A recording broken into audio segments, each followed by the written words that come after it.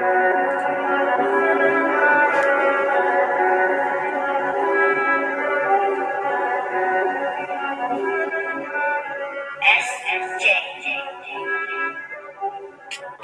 в феврале 23 числа здесь, в России, в Нижнем Тагиле. Да, мы видим любительский опыт. 283 боя у Бивола и 78 у Клаксона по печени. Дмитрий Бивол наносит удар. Конечно, первый раунд это точно в подбородок. Сначала подбородок. Реваншироваться американец, но Бивол держит бой по контролю. Мы говорили, как определять ситуацию. По туловищу. Сажал соперника в углу. Продолжает атаку. Здорово. Провел, да? Ну, и еще прямой удар передней рукой, ну, а силовые это все оставшиеся другие удары. Думаю, что выступление Дмитрия Бивола, может быть, даже превзошло ожидания. Since the fall of communism in 1890. Nice work there from Bivol. Good right hand. Followed up. And a wonderful blistering. Lot of punches. And he's going to go down here in the first round. Cedric Agnew. Really impressive that burst from Bivol. 7, 8. Good. Good left hand. Really punches. Look how Bivol steps on the gas. As soon as he lands a good shot, he wants to step on the gas. And I think that had something to do with the first round onslaught, and here he comes again, Dmitry Bivol. Big punches going in. Agnew getting the gloves up tight in that neutral corner. Yeah, that was smart. Young, hungry, fiery, very talented Dmitry Bivol. Again, looks for that big left hook over the top and one from the other side. And he doesn't like it, Agnew, and neither does Russell Mora. It is all over. Dmitry Bivol with his... It wouldn't have landed the punch. Combination by Bivol. Head, shoulders, everything is coming forward together. Coherently. Target. When you fight a guy like Bivol, rules are cooking here and there, but they punch for the most part are about evenly. Guerrero in terms of landed punches and people had to react. Oh. And now he comes back with a hard right hand to the nose. Good jab by Bivol. By the way, even A little bit younger, quicker, and more vibrant in there tonight. you want to see more American champions, we have to get our amateur. Down goes Guerrero. See people. Barbie not going to let him continue. No. It's a stoppage. Earlier about he went and how Bivol seemed to want to knock. Just moves in behind the guard and Bivol great intent. He does have a good reach on him. He does have the... Bivol just landed a nice solid left hook counter there. Lovely 1-2 down the middle. Walks onto it. He's not really thinking about attack. He's thinking about defense. And anyway, he does Stage during this fight, he will throw caution. wanted to grab hold of Smith momentarily. Certainly gave him a lot of encouragement. The fight.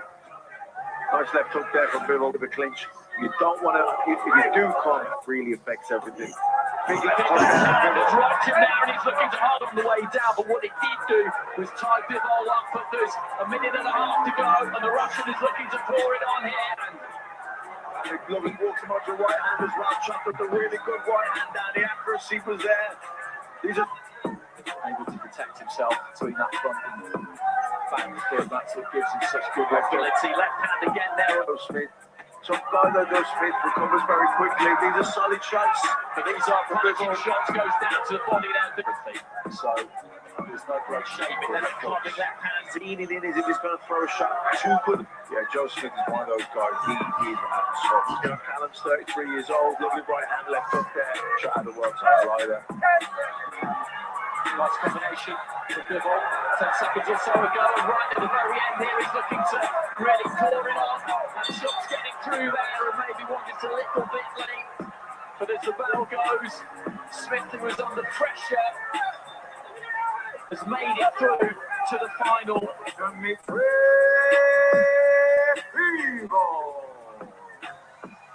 So Dmitry. All right. And we are set to go. What is willing to up, take on all. YouTube boxing family?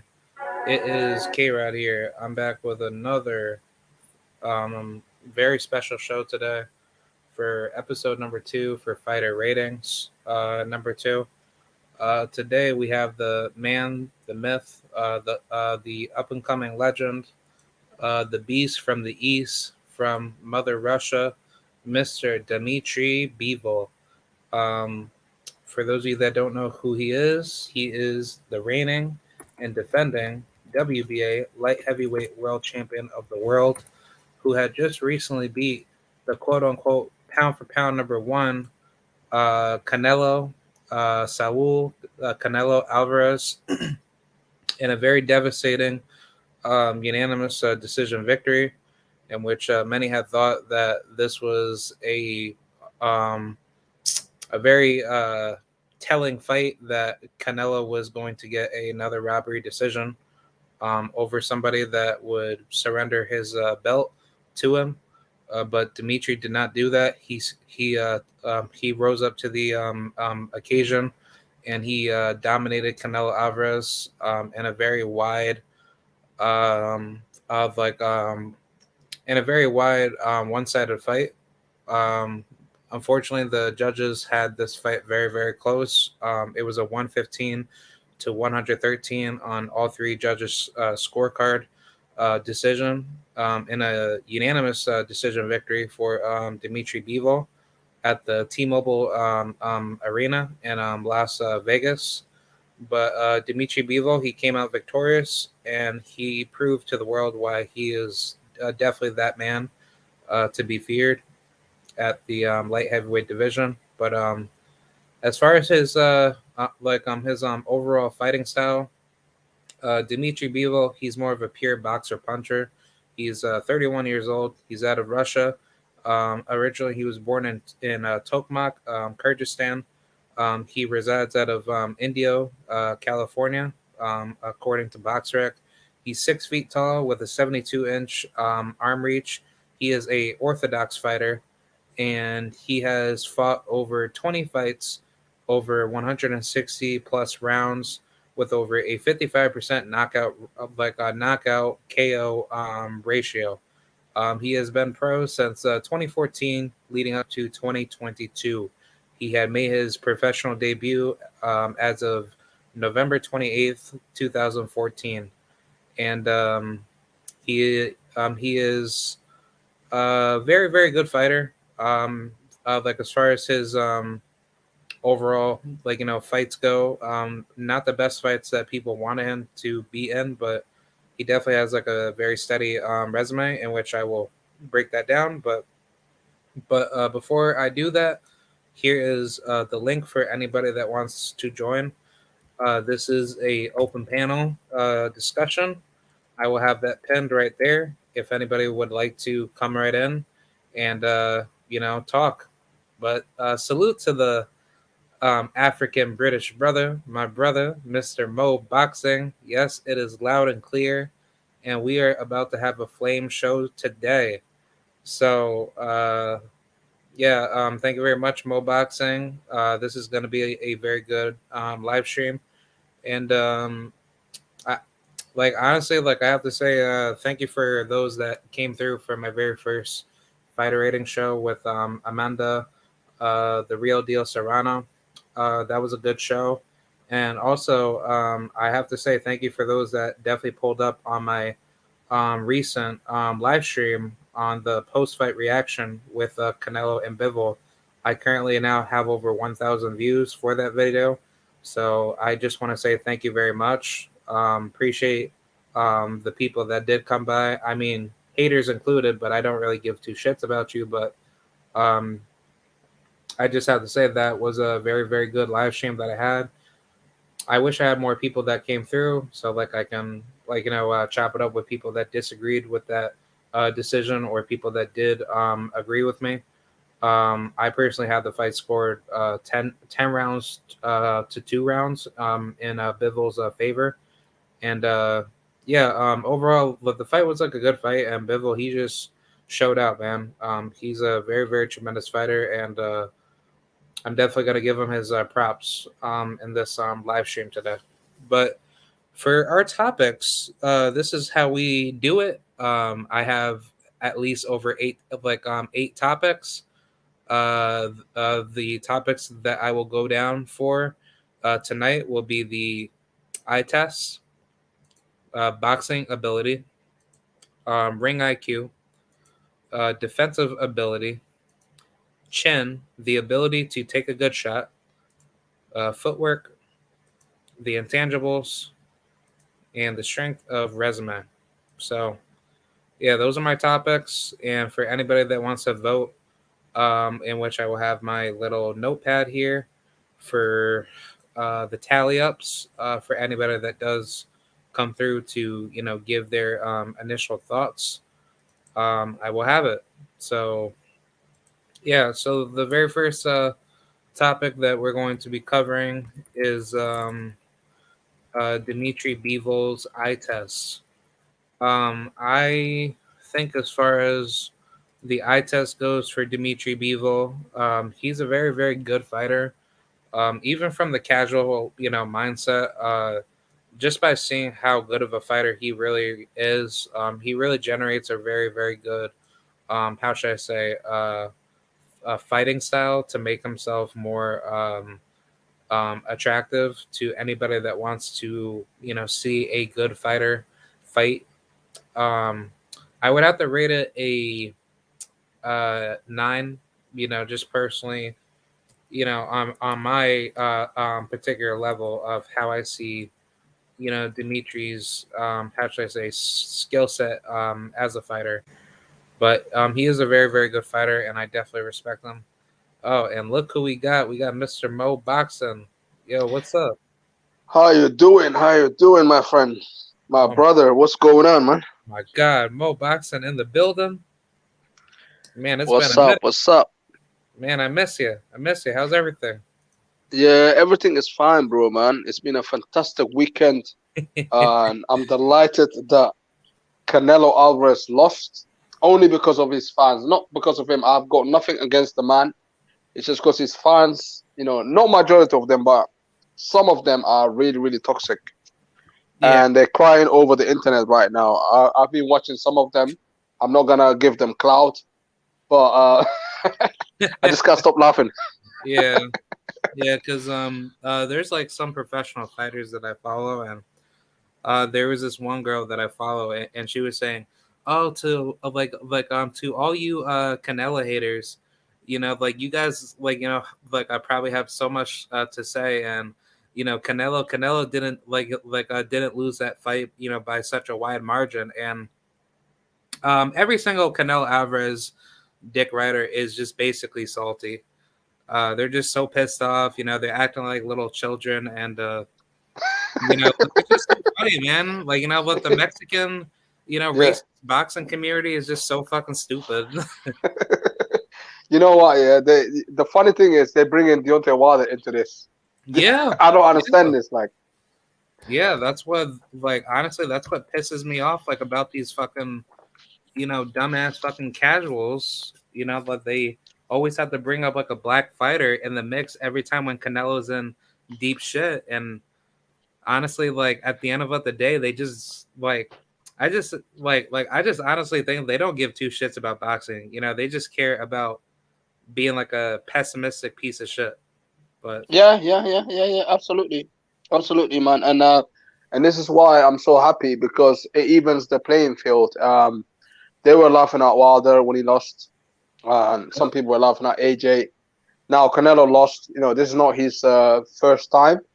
This is his second time, but a lot of the dumb fans, they think this is his first time, because they've only been following boxing in the last 6 months. So they've just been getting hyped up. And I was watching some dumb channel just now. There were 300 people watching him, and he's saying Canelo is the face of boxing, and who's gonna take over? I don't think he's not the face of boxing. No, because if you're still talking about Deontay Wilder, then that guy that you're talking about is the face of boxing. The smart thing to do is not to talk about Deontay Wilder. But guess what? They're all talking about it in the chat, everything. I didn't comment or anything like that. I was just listening, and it was just dumb, man. Bro, can I ask you something? Yeah, anything, man. All right, when Canelo lost, did anybody in the UK really gave a shit about like him losing? Not really. Nobody really knows about the UK, to be honest, about Canelo. It's just like in some parts in America, you know. honestly, I'm not even joking.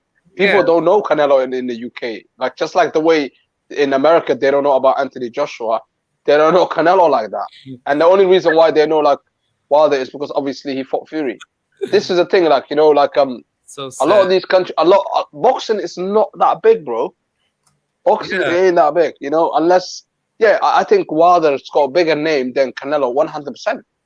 Yeah, because people always try to harp about boxing being so big over in the UK, but I disagree because it's like Americans, like we're more vocal about boxing, as we are with fucking basketball, football, baseball, hockey, like you name it. Yeah. I mean, for us, soccer is obviously the biggest thing in the UK. Like, I think boxing comes like probably like the fourth best sport. Like, and it's not even all that, to be honest. Like, people just watch boxing because like they got nothing better to do. Majority of them, there's not that many hardcore boxing fans. That's just, or on a night out. Like if they want to go and drink, an excuse to go out, because it's a great atmosphere. You've seen how it is, in Wembley, in the O2 Arena in the UK. They only go there to get drunk, bro. They don't give a. They don't give two shits about two people beating, each other up. Yeah, man. They don't care about it. They don't care about Tyson Fury. Yeah, they celebrated it for like a couple of hours. After that, they don't care. They don't care. They used to care about AJ, but since he had that loss, that devastating loss against Andy Ruiz, a lot of people canceled their gym membership. He's let them down. Yeah, because look, a fat little geezer beat the shit out of this Adonis muscly 6'6". 6'6". It was like a heartbreaker for them. So like therefore like, why should I even go to gym? I might as well eat my tacos and pies and start drinking beer after beer. You know what I mean? So they've literally canceled the gym membership. So yeah, so I think the support.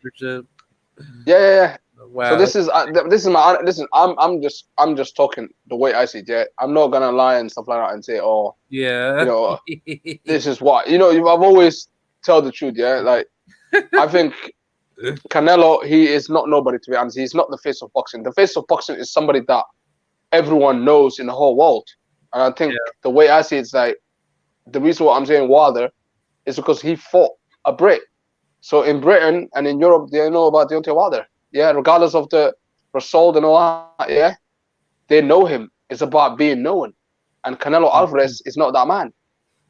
Only a bunch of Mexicans know him. And I'm not even taking a mickey out of them. I know some cool Mexican people, but I don't know who are those guys that I said he's the face of boxing. They're just on some sort of crack, bro.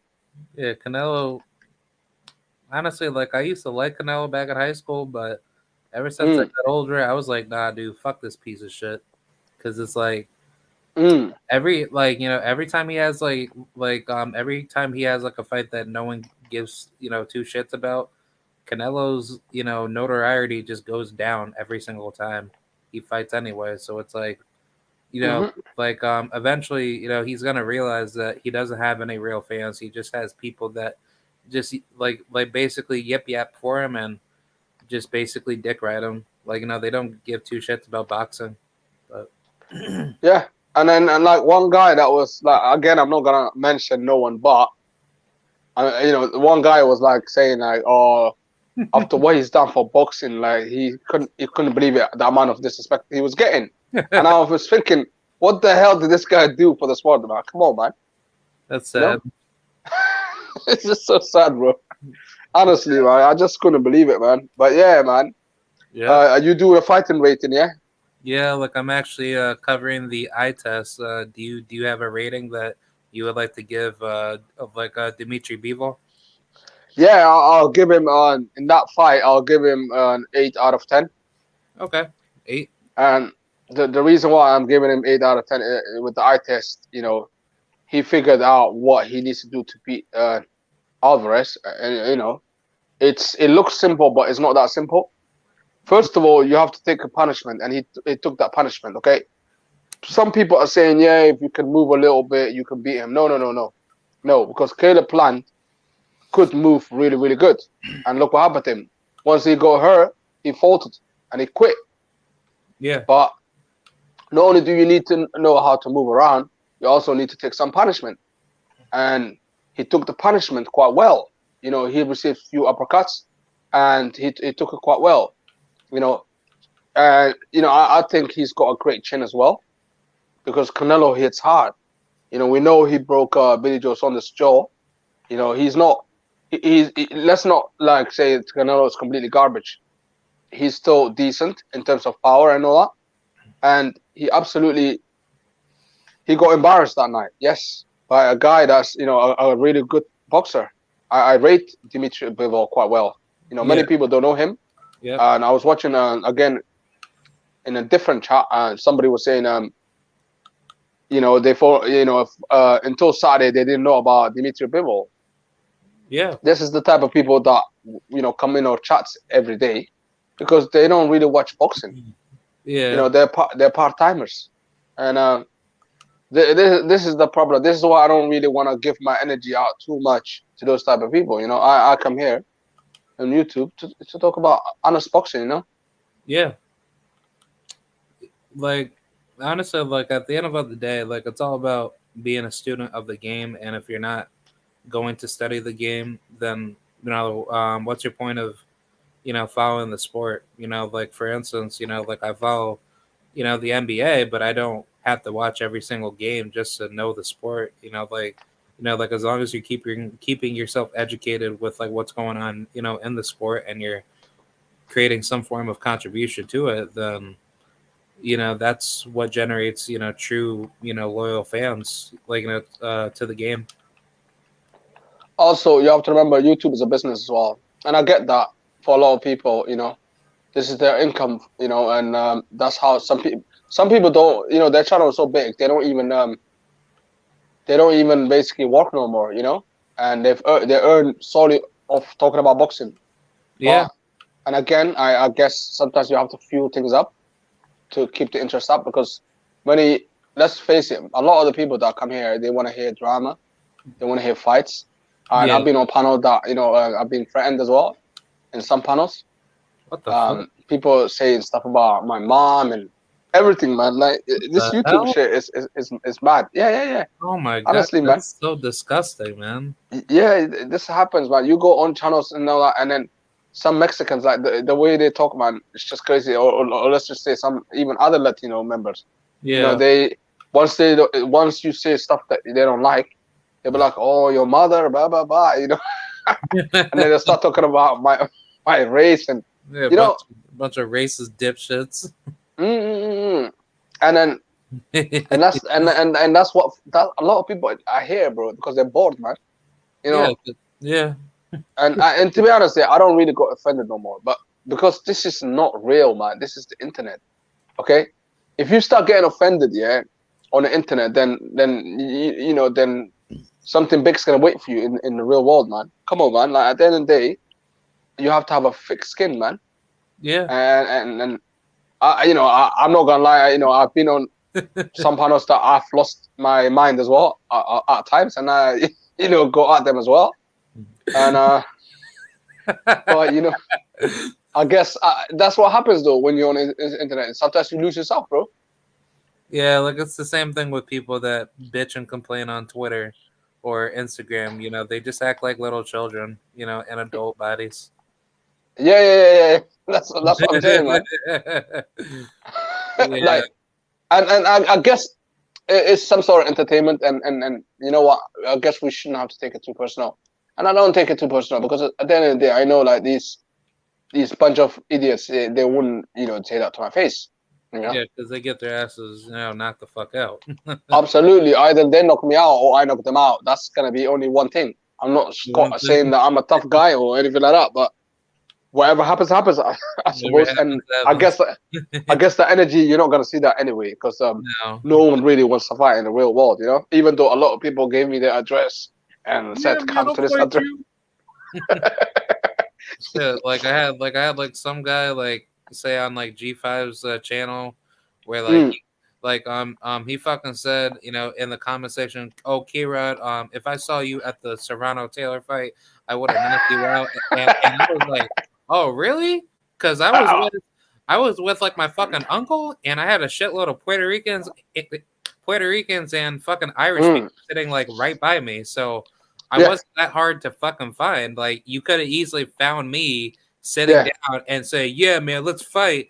Like nigga, like I would have fucking like beat the living shit out of somebody because literally, I kid you not, somebody tried fighting me at the Serrano Taylor fight. Like it was some fucking drunk Irish like a dude. Wait, somebody tried to fight you?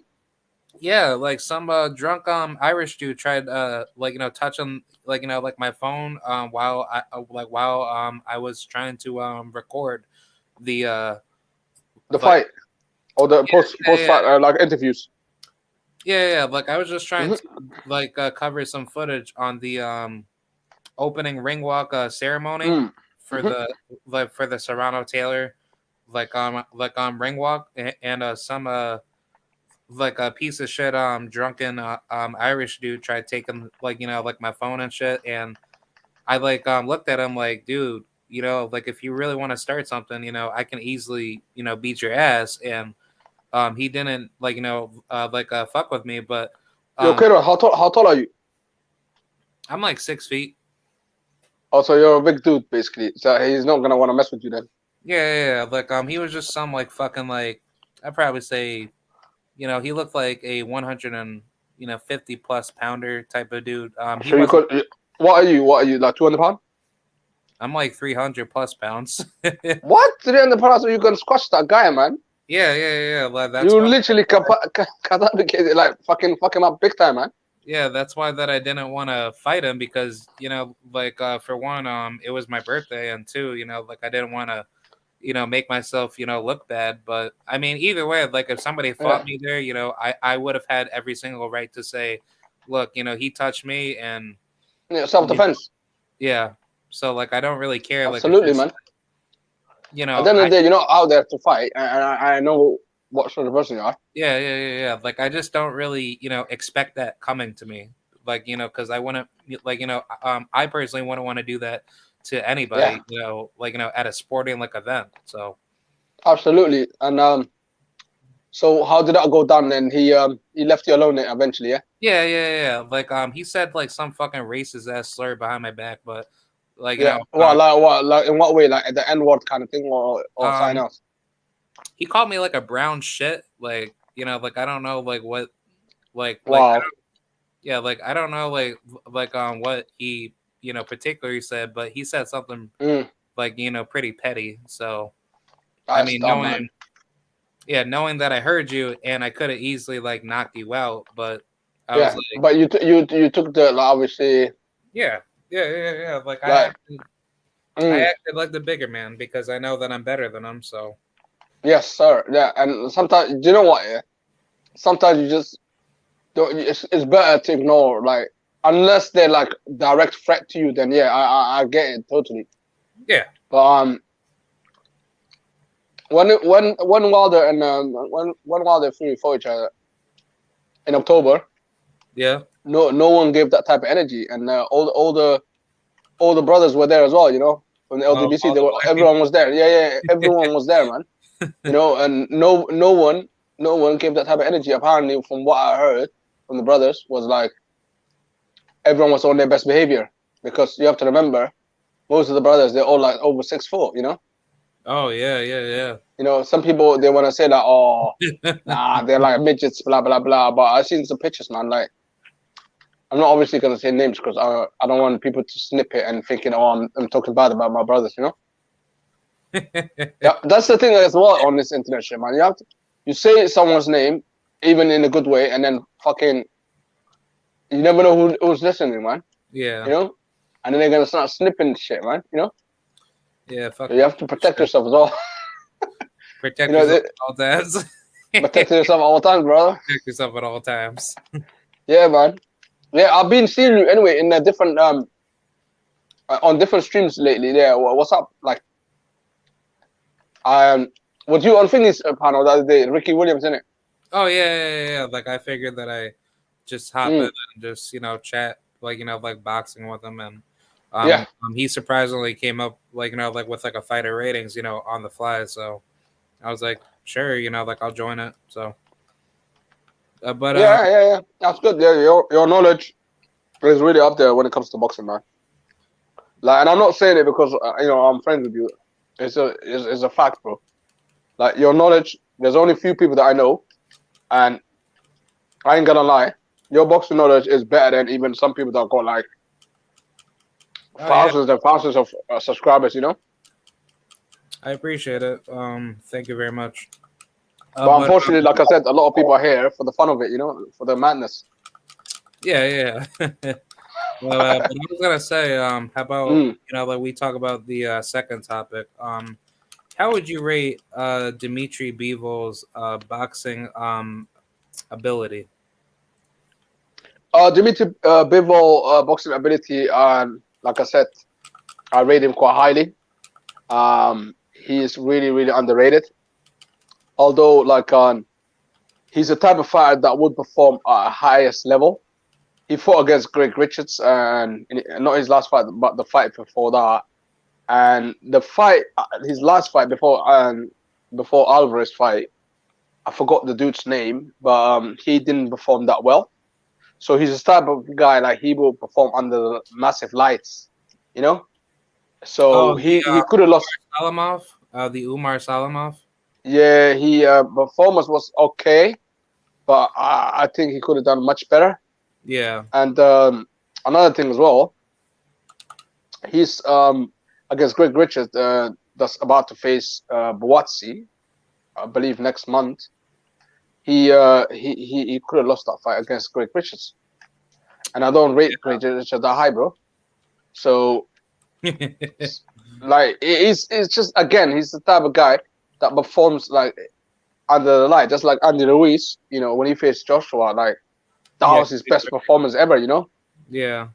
But then against Chris Arreola, like he was knocked down, nearly knocked out. So yeah, like against lower level opposition from a Wilder leftover, he beat the living crap out of you. So Dmitry Bivol, he's not invisible, okay?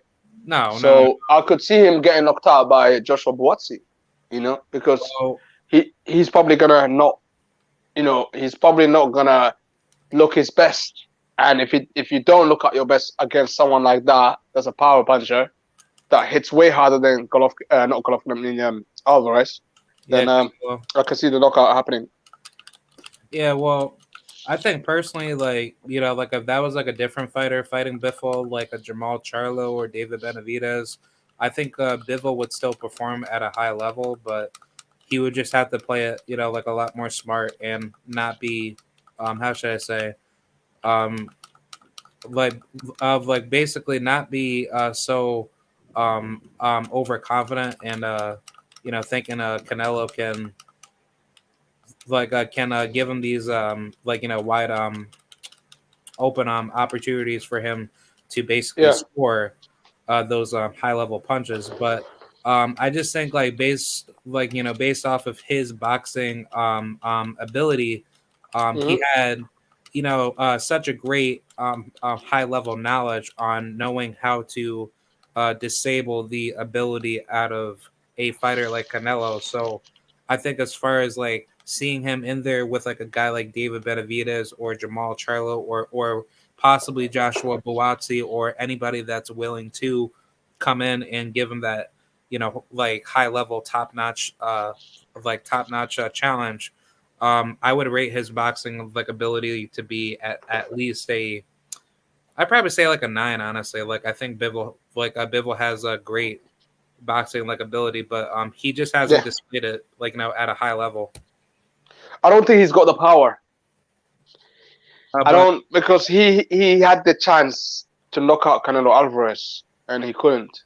Okay, had that been like someone like a Batebiev Abuatsi, Joe Smith Jr., they would have basically knocked him out because I think Canelo was there to go. You Yeah. know, Canelo was there for the taking last Saturday. Honestly, I do. He was there for the Yeah. knockout, but unfortunately, Bivol has got a lot of strength and stuff like that, but he hasn't got that strength. You know, it's good and all that, but How would you rate his boxing like ability? ability, yeah, really, really high. 8.5 probably. I wouldn't want to say 9 because you know what? Let's be honest, it's not that hard to knock out. I mean, to beat Canelo Alvarez, it's just like, can you take the beating? Yeah. You know, a couple of beating. You know, if you can survive, you're right. Look at Billy Joe Saunders. He was winning, in my opinion, yeah. And although I think he would have probably got robbed, and he decided not to come out on the 8th round because he got his jaw apparently broken.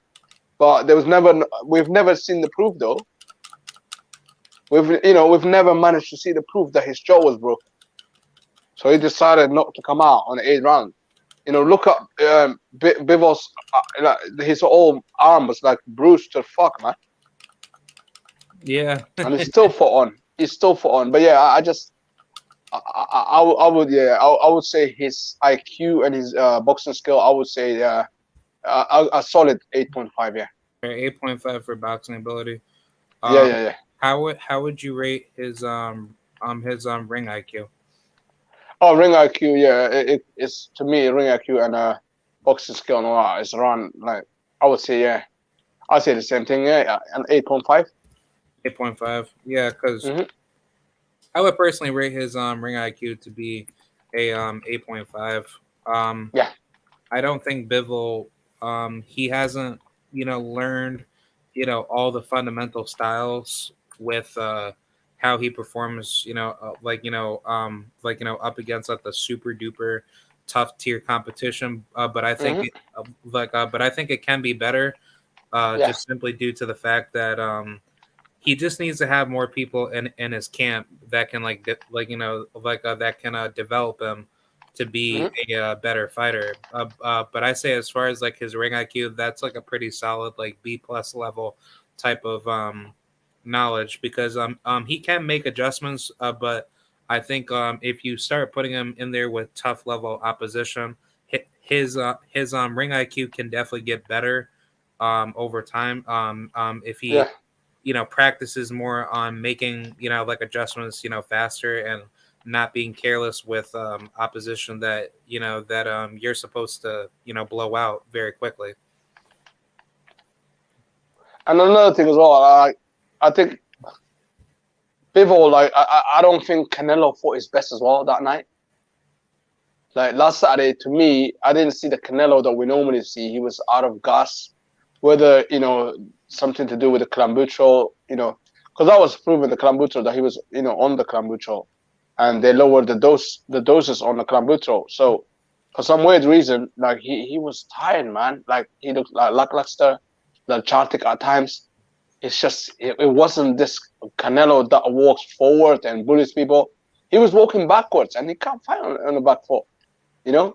So to me, I like to me, if as much as I want to praise Dmitry Bivol, I also think Canelo wasn't that type of Canelo that brings the pressure. Canelo looked scared at times. He didn't know what to do. There was no plan B or C, even though he's never had that type of plans anyway, because he's never had anyone like do that to him, except obviously Floyd Mayweather. Yeah, we've seen glimpses of it by Caleb Plant, but Caleb Plant is a quitter, man. Caleb Plant, he's just all talk. All these guys are all talk, man. Like Bivol, yeah, he showed us that, yeah, it's good to talk a lot, but he's all about the action, man. Yeah, like I just think Bivol, he's about that action. He definitely proves it, up against the toughest level opposition that that wants to fight him, and he's very quiet. He doesn't need to trash talk in his fights just to gain respect from his opponents. He just basically comes to his fights with a chip on his shoulder, and he just boxes very beautifully. He just has such a great mindset coming into his fights.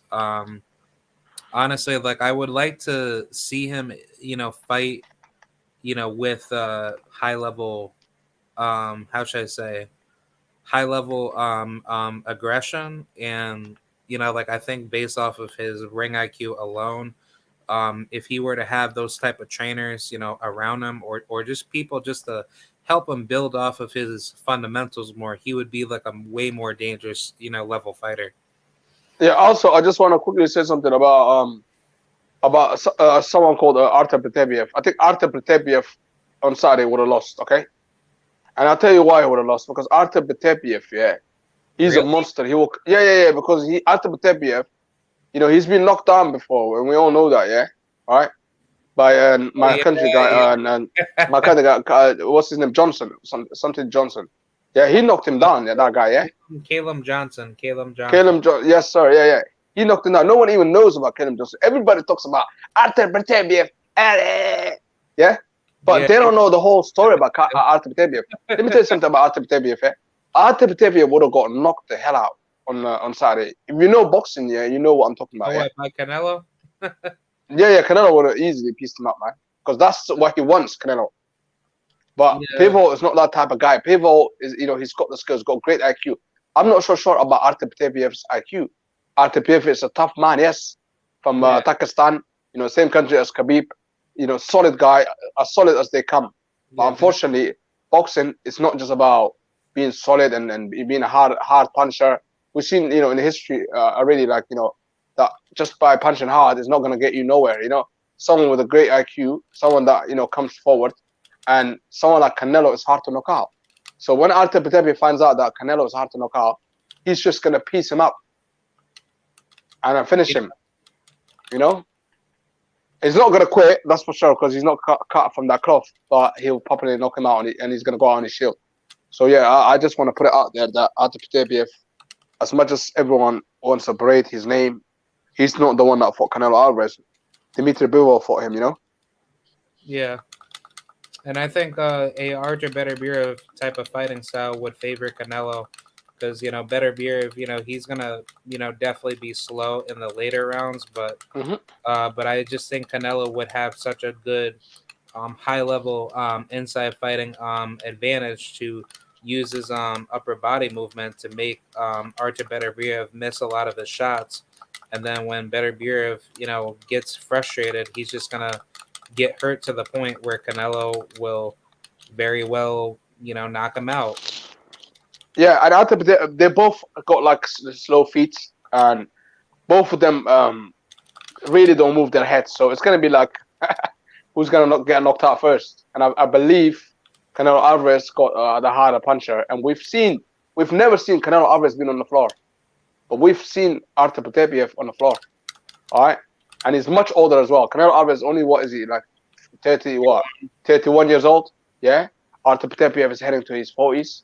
So definitely, I favor. I don't want to see that. It's just gonna be another like Kovalev kind of thing. It might even be worse, because Artem Petebiev is just gonna bring that work, and it could go, that fight ain't gonna go like, it's probably gonna end up by no more than it's gonna be like 5 rounds tops. Yeah, because I'll be surprised if Artem Petebiev beats Canelo. I mean, if he knocks out Canelo with like a big ass punch where Canelo can't recover, then Canelo will definitely get knocked out. And we've not seen that. He's fought against, I mean, so far he hasn't really. I mean, can you say like Callum Smith, is he a puncher? Like he doesn't have knockouts. No, Caleb Smith just doesn't. Yeah, against Canelo, I don't know what he was. I think against Canelo, like he was like, these guys, they piss me off, man. Like Callum Smith, yeah, he's knocking people out for fun, yeah. Yeah. And then he goes against fucking Canelo, and then he 6'3", big for nothing, yeah.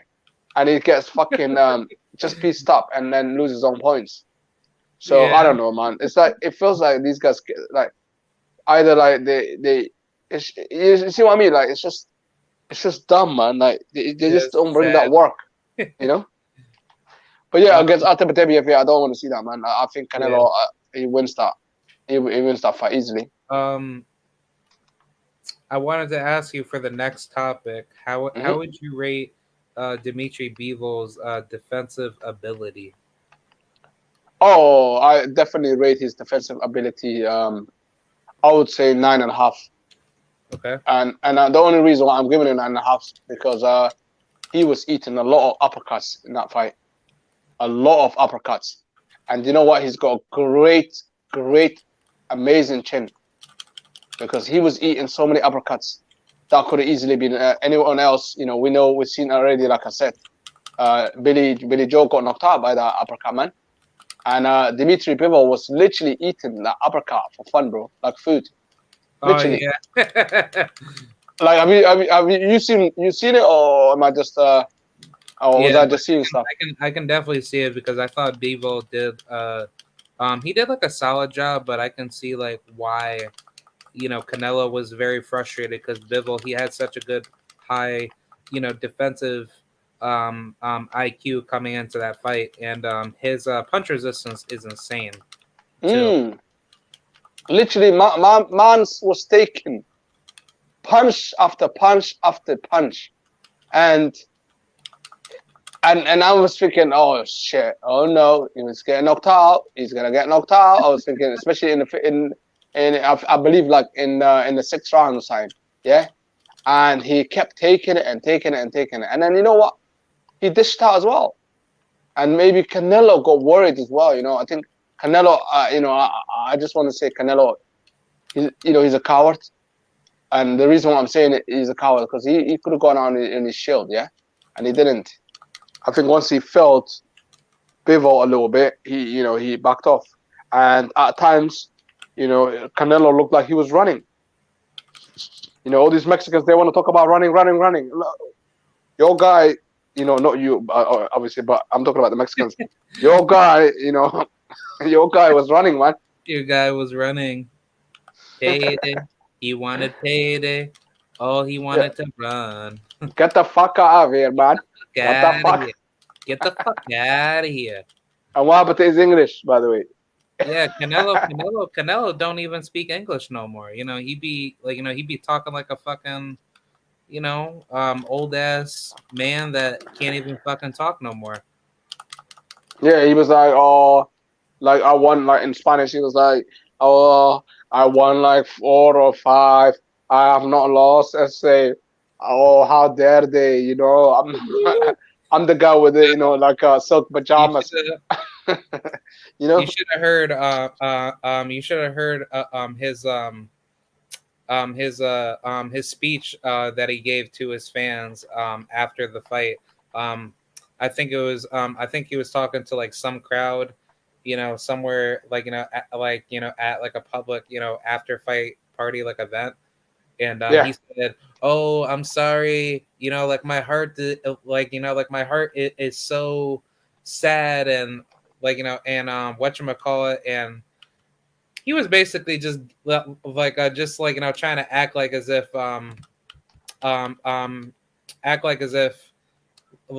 everything was just so depressing, and just trying to make just trying to make the fight as if like he could have been the victor, and he was just making up horrible fucking excuses, and it was just absolutely hilarious because it's like his fans were just like forgiving him and crying for him, be like, "Oh, Canelo." We love you, Canelo. We love you, Canelo. We will never leave you.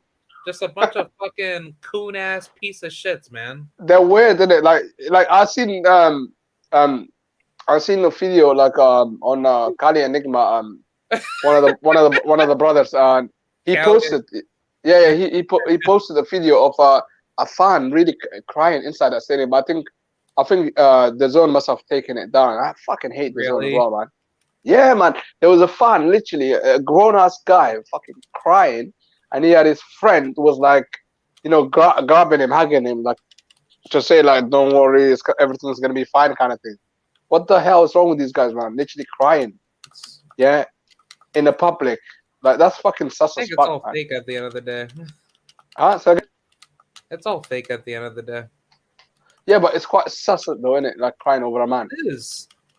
Because it's like, dude, like you're Yeah. crying like these people are not fucking like, actual, like, normal people. They're people Yeah. that have lives, like, outside of, like boxing. Yeah. Listen, Canelo got paid loads, man. He got paid what, 14 million for just to fight 14 Bivol, yeah? million to fucking fight Bivol, a fucking cherry pick that you Mm. quote unquote said, oh well, he's just like, like the standard European style fighter. No, he wasn't. He fought very similar to like almost like a black American. Yeah, Bivol is a good fighter, and I know a lot of the brothers don't want to give Bivol credit, but I am gonna give Bivol credit. I think Bivol was amazing, and he stuck to the game plan, and he's got a high IQ. Okay, a lot of people they know how to fight slick, especially a lot of the black Americans. They know how to fight slick, but they haven't got the IQ. When I say IQ, I'm talking about everything. I'm talking about sticking to that game plan to the teeth, like to the end, and that's what Bivol done. He stuck to that game plan. He didn't change one bit, even when he was hurt. Yeah, he didn't change it, and that's what happens to some people. They get drawn into like, let's just fight. No, Yeah. we just stick to that game plan, man. And even Errol Spence, when he fought against Ugas, at times he wasn't sticking to the game plan. Even Terence Crawford, he wasn't sticking it. But Bivol, he stuck to that game plan. Sometimes you have to stay to that game. That's how you beat somebody like Canelo. Yeah. And he beat him. But I don't want to hear people say like, oh, so and so would have beat him as well. Well, let's see that. Let's see it. And people need to like not suck his ass like Canelo Alvarez. Just fucking go to his fight and call him out like Bubu Andrade done. I respect Andrade because he called him out in his face. The Charlos were like bigging up fucking Canelo, saying like, "Oh, we love Canelo. He's a great man," and all that sort of stuff. Oh, Canelo. Bro, like So yeah. Jamal Trello, he acts like a fucking woman, man. Like him, and his brother too.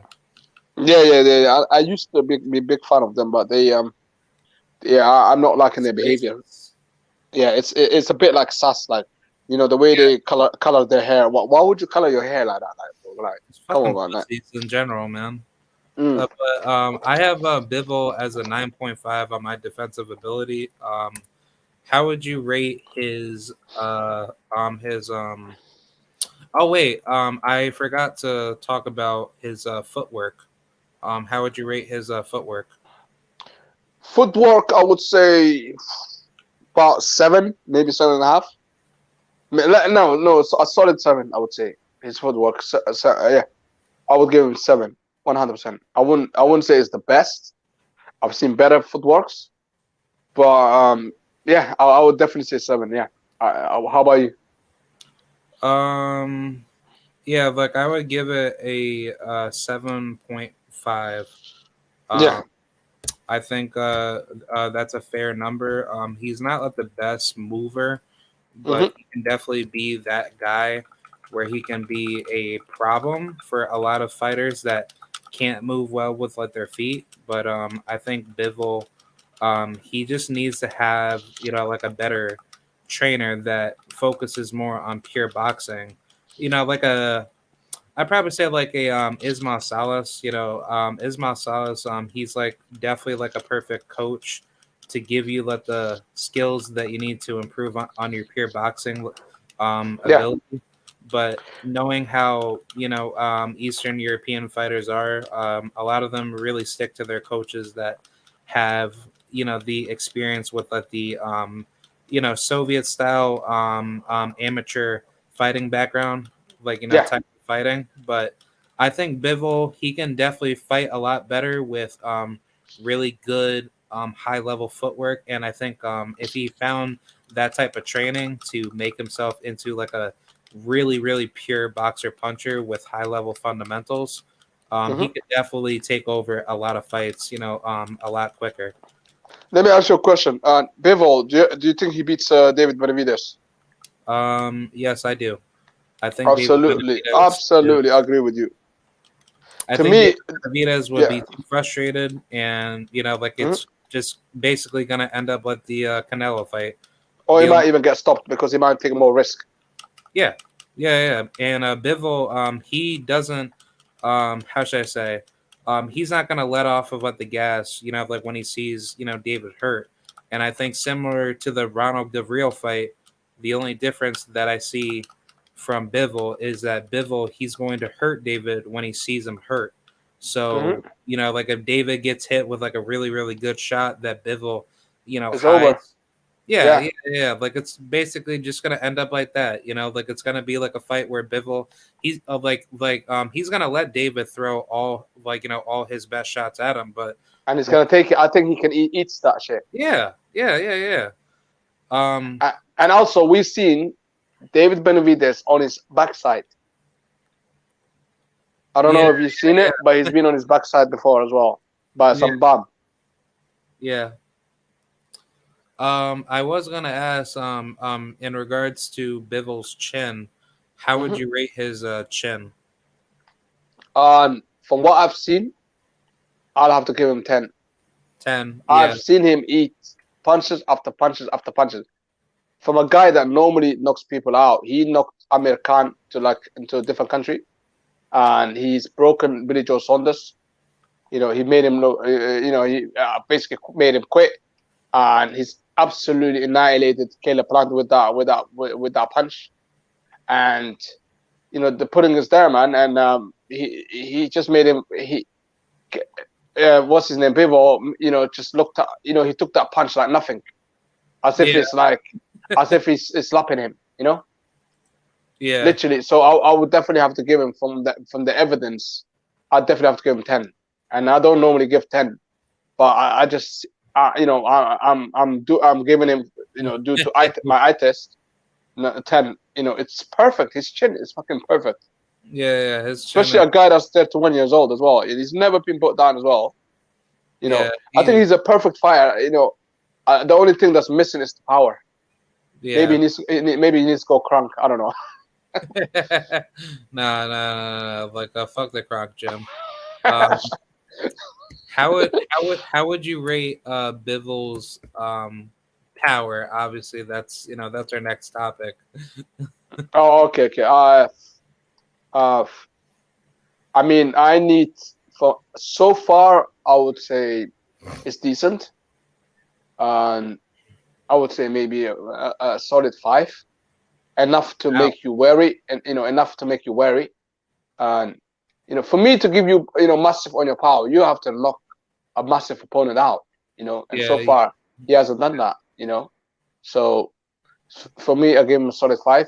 Until I see otherwise, he's still practically new into professional boxing, yeah, although he's 31 years old. Because these Russians, they stay in amateur for so long, man. yeah. For Because I so feel long. Look at Vasily Lomachenko, for instance. And even Batepiev.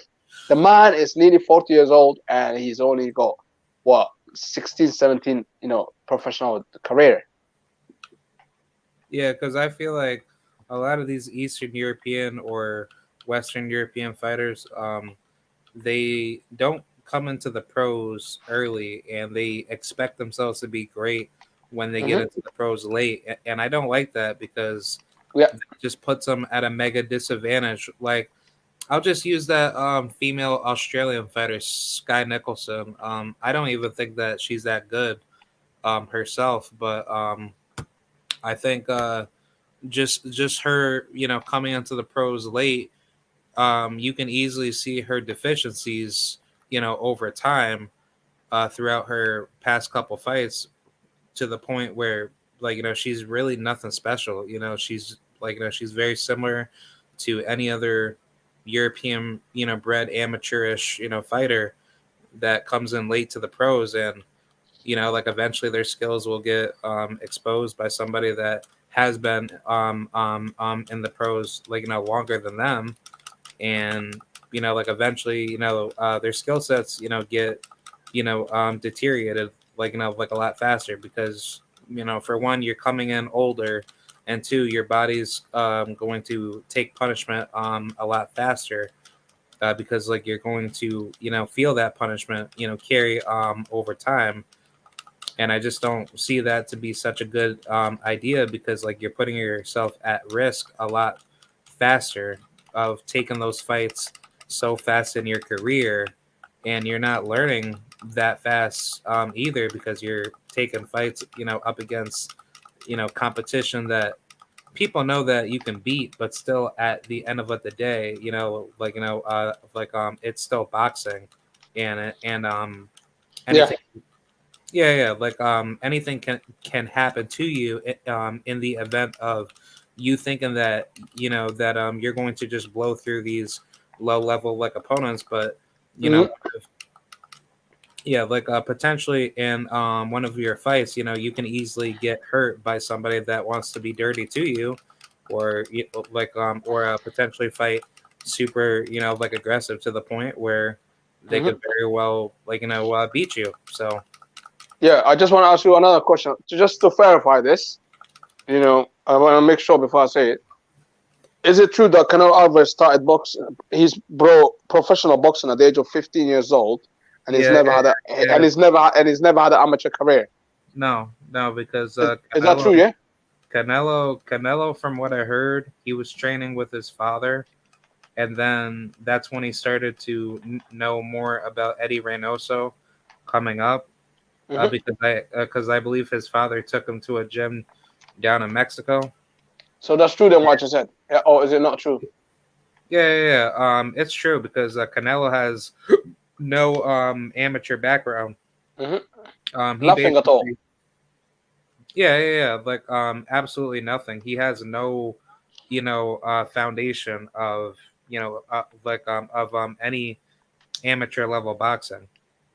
So in So a weird way, he's learned his craft at the professional career. So yeah. these Eastern Europeans, there's no excuse for them not to do the same thing instead of literally growing old at the amateur level. Like it's quite pathetic, really, isn't it? Yeah, but but the thing about Bivol is that he actually developed such a good, professional style that his progression as a fighter has gotten, a lot better, and he's not, deteriorating compared to guys like Vasyl Lomachenko, or any other hyped up, Eastern European or just European amateur level, professional boxer. Oh, okay, okay. Salute to LT. All right, come to the panel, LT. LT, I know LT is from Mexican. He's saying he did have a amateur career. Okay, no, because what it is like I heard it a lot of times. People say oh, he started professional career at the age of 15, and when you look at BoxRec, you don't. There's no record of that. So maybe LT from Mexico, he can explain it. Okay, yeah, come through. Yeah, I can see him in the chat. I don't know if he's still here or not, but I don't know. I don't know. But to be honest, I do have to give him that credit though for not having an amateur career because it's not easy, and he's only got 3 blemishes on his record. He's got a draw, I think, early stage in his career, Okay, and obviously the Floyd Mayweather one, and when he was I think he was like early 20s, and obviously what happened on Saturday. Yeah.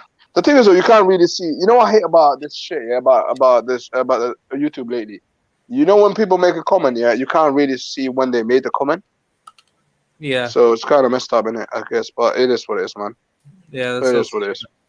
How would you rate the strength of resume by Dmitry Bivol? Oh, his strength, yeah. I'll definitely give him, a solid 7.5. He's got a decent, quite strength. He was walking down Canelo at times. We don't really see anyone walking Canelo down. Normally, Canelo is the one that walks people down.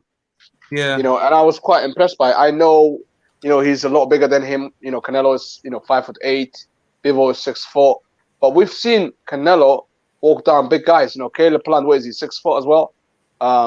So I mean, yeah, I would say maybe even 8. Okay, you know what? I'm gonna go with 8. I'm definitely gonna go with 8. Yeah, Bivol has got his strength. Yeah, Bivol is quite strong. for the Yeah, strength of his resume. he's strength. Yeah. I'd definitely say that. Yeah, about I think 8 would be fair, to be honest. His strength, Bivol's. Yeah, for his resume, of opponents, right? Yeah. Yeah. Because I would rate it a solid 8. It's not the best resume, but Yeah, he can definitely be, like a better fighter.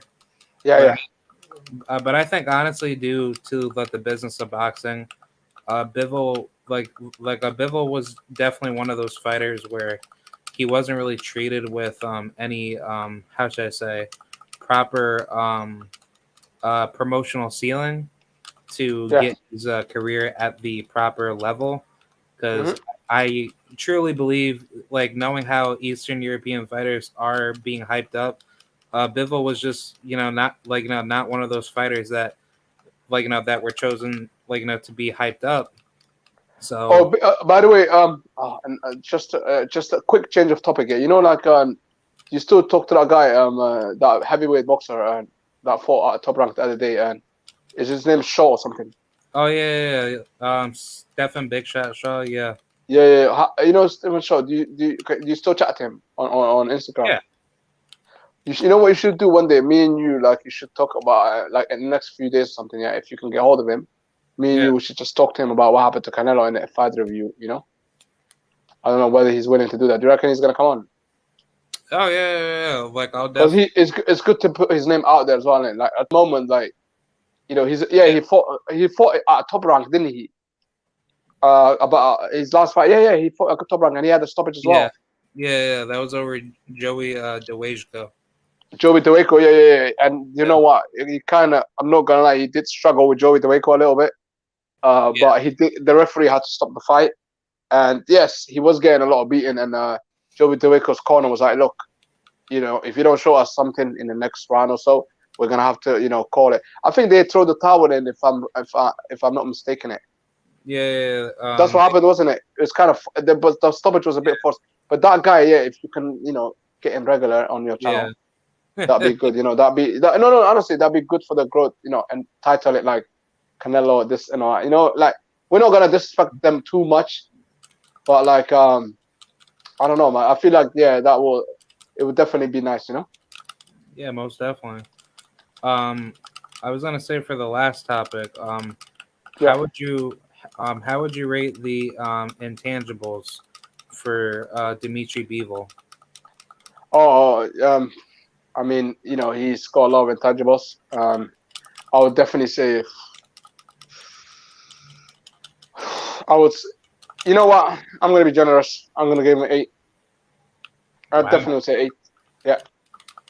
Dmitry Bivol, there's more to come about him. This guy is a special fighter, man. You can teach someone how to box. You can teach someone how to move, but you can't teach no heart and no chin. You can't. You know, you either got it or you haven't got it. The guy's got a chin, man. Canelo Alvarez hit Dmitry Bivol all that he got, and he took it. You know, let's not just say it was just a one-sided fight.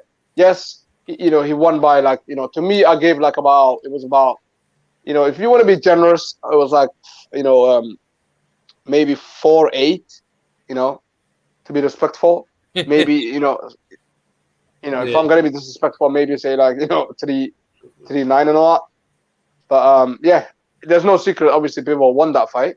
But I think, if it wasn't the heart, if it wasn't like the chin, I think, Canelo could have easily won that fight. Easily, man. Because he hurt Bivol as well. Like, let's not pretend that he didn't hurt him. And he took it. And that's the most important thing. That's Yeah, something Bivol. no one can teach, bro. No one can teach you how to take pain, bro. He Yeah. knows how to take pain. It's a bit like Khabib, man. The guy's made like whatever Khabib is made of. That's what this guy Bivol is made of, man. Yeah, Bivol has like honestly, he's built like a Terminator, but he's built like a Mortal Kombat character. Like, Yeah. you can't just make Hmm. somebody make somebody like this. Like you either have it or like Yeah. Like, we know, like, in the heavyweight division, we've seen like Wilder, like, he can punch, stuff like that, but yeah. he can't really take the punches. Bivol is one of those type of people. Imagine if Bivol was a hard puncher, he would be Oh fucking yeah, lethal, man. Bivol, He would be. Dmitry Bivol would literally be the Khabib at 175, just Yeah. blowing dudes out, making people quit, just absolutely just killing people, like, you know, in the ring. Like, basically, he would be a much more dangerous version of how should I say, Vladimir Klitschko, but he would be mixed with a Chad Dawson, right? Hmm. Like, that's how, like, you know, that's how that I see Bivol. He's like the other shade of Chad Dawson, but he has such a good amateurish, like high level professional, you know, Vladimir Klitschko type of boxer puncher type of style. You know, Yeah. he like, you know, he's a very technical orthodox fighter. He, like, you know, he's very awkward, but he's very, very high level IQ. He, like, you know, he knows how to use his, you know, length and reach. So Yes. So that's what I'm saying. Yeah, his intangibles. I would. Yeah, that's why I gave him, 8. The guy has a high IQ. I think the only like default he's got is just punching power. But yeah, again, if he sits down on his, I think the only reason why that is like he don't really sit down on his punches. I think it's just the way he moves. But yeah, I think he's still got room to learn. As they all do. yeah, And he's still relatively young. At the age of 31 years old. I would say, yeah. But listen, I just want to put something out there. Okay, many people. When I said earlier on the beginning of the stream, I said many people did not know about Dmitry Bivol. Yeah. A yep, lot of people didn't know him. Yeah, I knew this guy for like about 3 years ago because I know there's a guy called Unrivaled Boxing. I don't know if you heard about him. Yeah, he's some Irish guy. Yeah, and I no, said to him, I don't know if you heard. Did you hear about him? no. Like, I don't even know who he is. Okay, anyways, Irish guy. Anyway, we had like back and forth and all that sort of stuff. But now I don't have no beef with the guy. Even though he was saying he's gonna close his channel down, blah blah blah. But anyway, Tutus, he said to me, yeah. No, I said to him about 3 years ago. I said to him, yeah, Joshua Boazzi in about 2 years' time will knock out Dmitry Bivol, and he was like, oh, nah, that's not gonna happen. I said to him, you know what? For me, I don't like to talk shit. So I said to him, yeah, I'm gonna make a bet with you. And that's what I'm saying. And obviously, his name is not that big. No one's really looking out for, oh, I'm going to watch Dmitry Bivol. I watched his last 3 fights. Yeah. Yep. He's a great fighter. He beat Joe Smith Jr. as well. A lot, like I said, a lot of people are obviously going to dick ride Bivol, but Bivol is a good fighter, but he's beatable. I can see how he will get beaten. The way to beat him, is basically to be relentless. And I think somehow Canelo Alvarez wasn't relentless on Saturday night. And maybe he's going to adjust. I don't know. But I feel like if they have the rematch, I think Canelo will win the rematch. I think something will happen. I don't know whether. I don't know, man. I just feel like Alvarez is going to win the rematch. I don't know why. But yeah, I think Alvarez will definitely. No, honestly. Honestly, something tells me, not even though we praised the Bivol right now, we gave him this high rating. I have a weird feeling that Canelo Alvarez wins the rematch. Oh my God. And Bivol is saying like, oh yeah, I don't mind going to 168. Okay, do not do it because I would even put like you know what, I'll put 200 pounds on Canelo Alvarez beating Bivol at 168 if he does that. That's gonna be his biggest mistake, his biggest downfall if he does that. Because you know what, because 170. Listen, imagine you're draining yourself, a day before the fight, just to make weight. You know what? That's not easy, man. That's gonna be like dehydrating. Like this, the guy's gonna lose, man, at 168.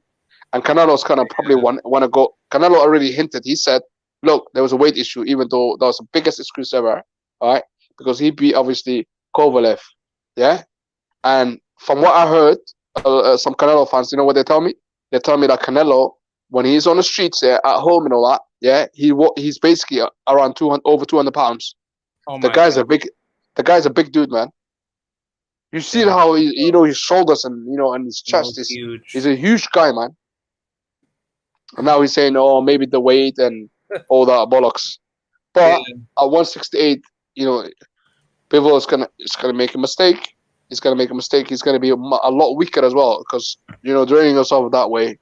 you know. Yeah. Well, we'll see anyway. Yeah. I have the final score tallied up for Bivol. Um, I was about to show it right now. Hmm. The fighter rating score that we have for fighter ratings number 2 for Dmitry Bivol comes out to be a 8.25. So 8.25.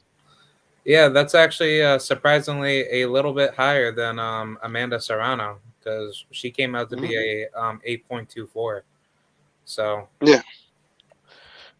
yeah, Yeah, but Amanda Serrano, I know she's your country girl and all that sort of stuff. But you know the fight about I don't think we've talked about the robbery. I don't think it yeah, was that bad of a robbery, to be honest. And the reason why I'm saying is because Amanda Serrano, I believe in the 5th round, she had Katie Taylor in trouble. And the thing what she's done was she kind of backed off. I think she should have been relentless more, and I think she would have knocked Katie the fuck out. But she went mercy on her, and that's what cost her eventually. Because if you want to take the belt of a champion, you know you have to be convincing, and at times she wasn't convincing, bro. yeah. I mean, I thought like Amanda did like enough to win. She definitely banked in like the first 6 rounds, and I thought from there on. First 6 rounds, no way, bro. No first 6 rounds. I think I would definitely give her the first 4 rounds. Maybe first 5 rounds, maybe. But like Yeah, again, it's subjective, isn't it? You know, boxing. yeah. Well, that's why that I thought Amanda did like enough to win because Katie she Yeah. didn't really show that much resistance back at her, and the only punches that she really ever landed were like the punches that were just there just to barely keep like Amanda up and off of her. But I think if Amanda took pages out of Errol Spence's book, she would have knocked out Katie like like a lot sooner to the body because Katie was getting weak to the Yeah. body, and Amanda just didn't like apply like enough body work. Yeah. She's very popular for doing that, very similar to Errol Spence in a way, but Yeah. she just didn't do that, and I think she was just more concerned like about headhunting. But I think honestly, um, she would definitely knock out Katie in a rematch. Like if she had Hmm. looked back at her mistakes, and she would have definitely dominated her. But I think honestly, like if like the fight came out, like if like the fight itself was like a 3 minute fight, I think that would have made like a huge difference too because Yeah. that's why like Amanda wanted the fight to be 3 minutes because she knows that Katie's Is not. it? Is that what you wanted? Hmm? Amanda wanted what 3 rounds? 3 rounds? Yeah. Is that what she wanted? Was it? No. Like Amanda said, in the press conference that she wanted 3 minutes, rounds, like, for the fight with Katie. But Katie said, "Oh well, like I'm afraid that we can't do that." Blah blah blah. And Yeah, when but they can't do that though. When because women boxing is 2 rounds, bro. Like, since when did we? Has there ever been 3 round? Because in my memory, I can't remember that. there has been 3 minute When rounds, in what the recently? Oh, I'm talking about recent times though. well, as of recently, no. But I'll probably like I'll go back to like Sinisa Estrada versus Marlon Esparza. How Uh, long goes out? Hmm? How long goes out? that was a couple years back, but that was like a 3 minute fight. Okay, a couple of years ago, 3 minute fight. So if Katie said, "Oh look, you know what? I want 3 rounds," would they sanction it? Because again, it's about the rule makers as well, whether they want it or not. Well, I think for the WBC, they would obviously bitch out and say that they want 2 minutes, but I'm just saying like like if both fighters wanted a real challenge, in Hmm. which I think like Amanda would dominate Katie, simply because like in a 3 minute fight that would easily prove that Amanda can knock out Katie, but just based off of what the level of how should I say but the level of ring activity, Katie just didn't look to be like the more active fighter, and she looked extremely gassed out at 2 minutes. So, at 3 minutes, like I think, that would easily make like a huge, like a bigger difference because like Amanda, easily showed to Katie that she can easily hang on, at in the championship rounds. But Katie, like, looked like that she was about to pass out. Like, Yeah, but how did Amanda? What I don't understand here.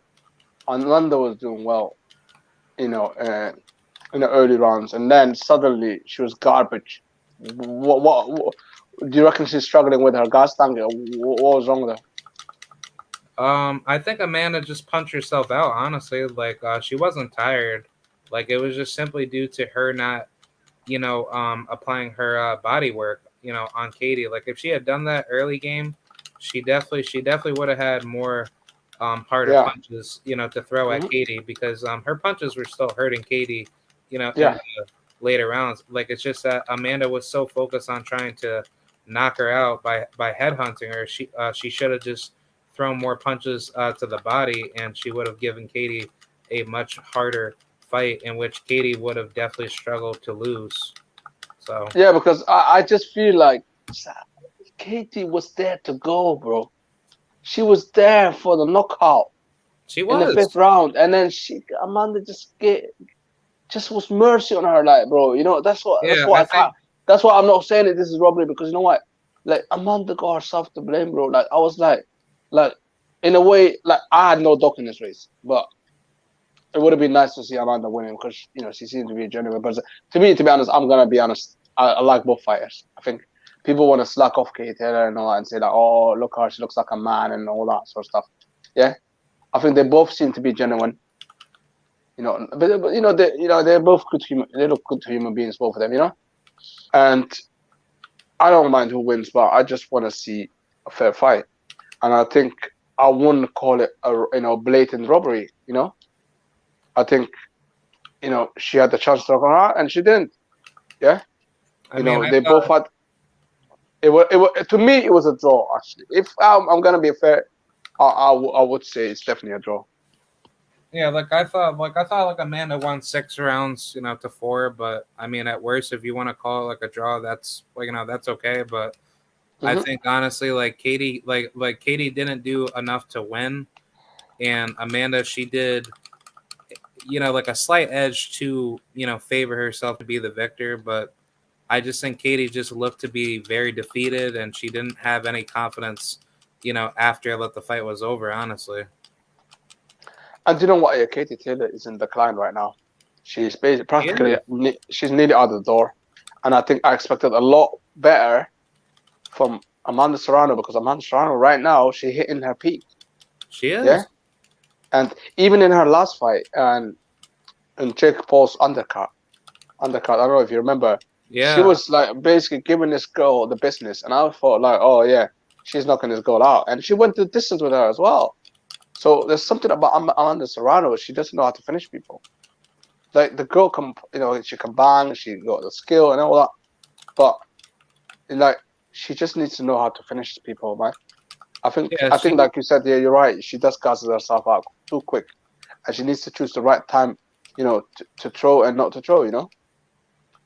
Yeah, she just hyper smothers her shots, too much, and she just needs to work more on just working her shots, downstairs, and then Yeah. she could easily knock somebody out. It's just that she doesn't need to take it to, like a headhunting level of shots. So I think, Amanda is a heavily skilled fighter. It's just, how much more can we really say from her?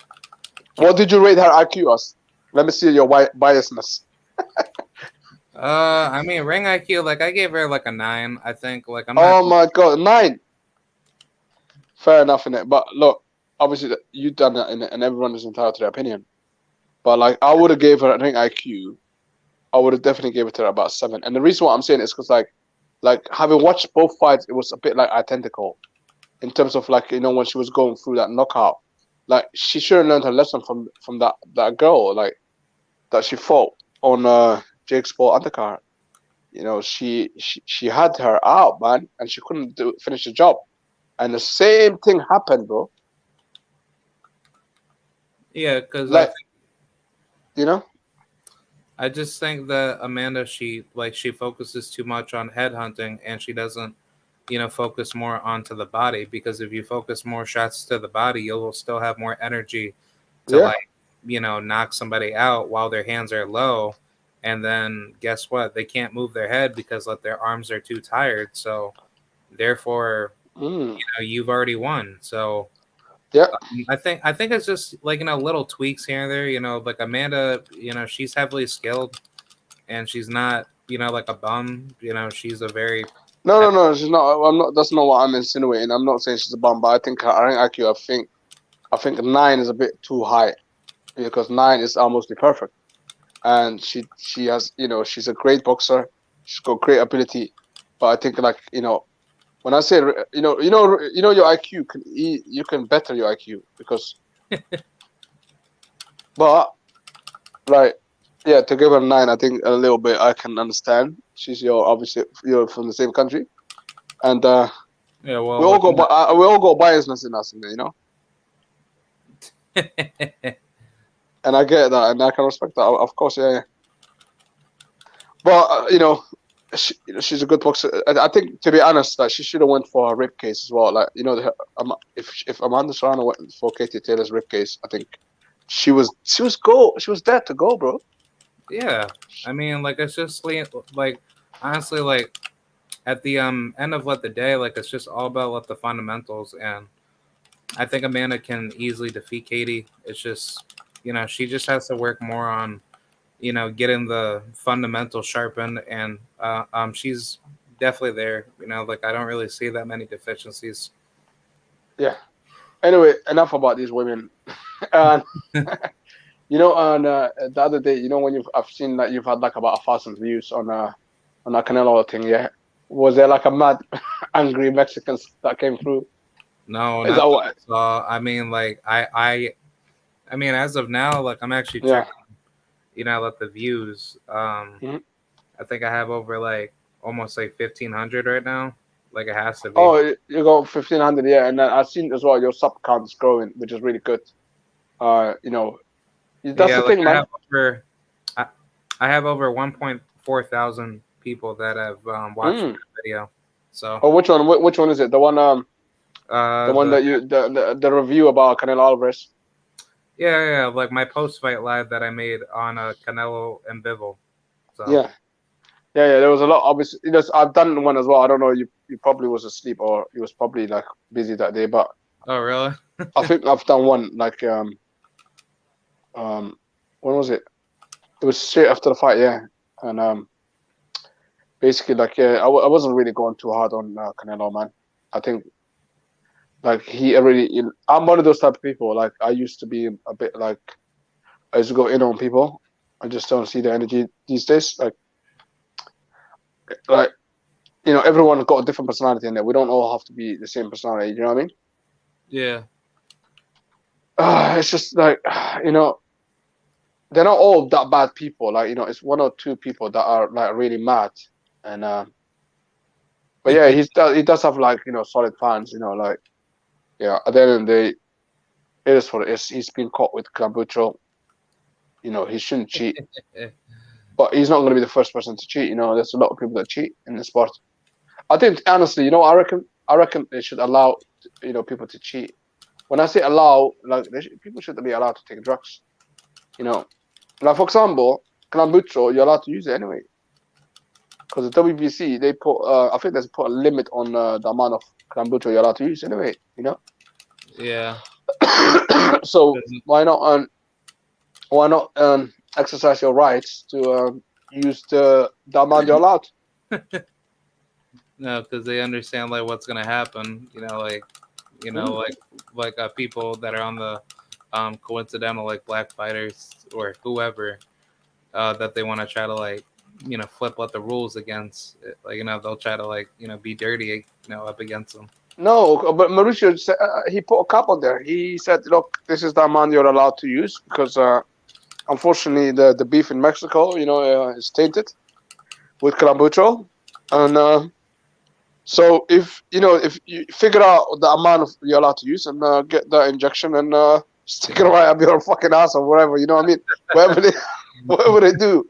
You know what I mean? Like, and you know, no questions asked. Because apparently, like with the testing, if that shows up the amount you're allowed to use, I think they ignore it anyway automatically. You know, and they might ask you, look, we found a little bit there. Yeah. You just say, look, yeah, I go to holiday to Mexico quite often. I've got you know, a wife there or whatever. You know. Yeah.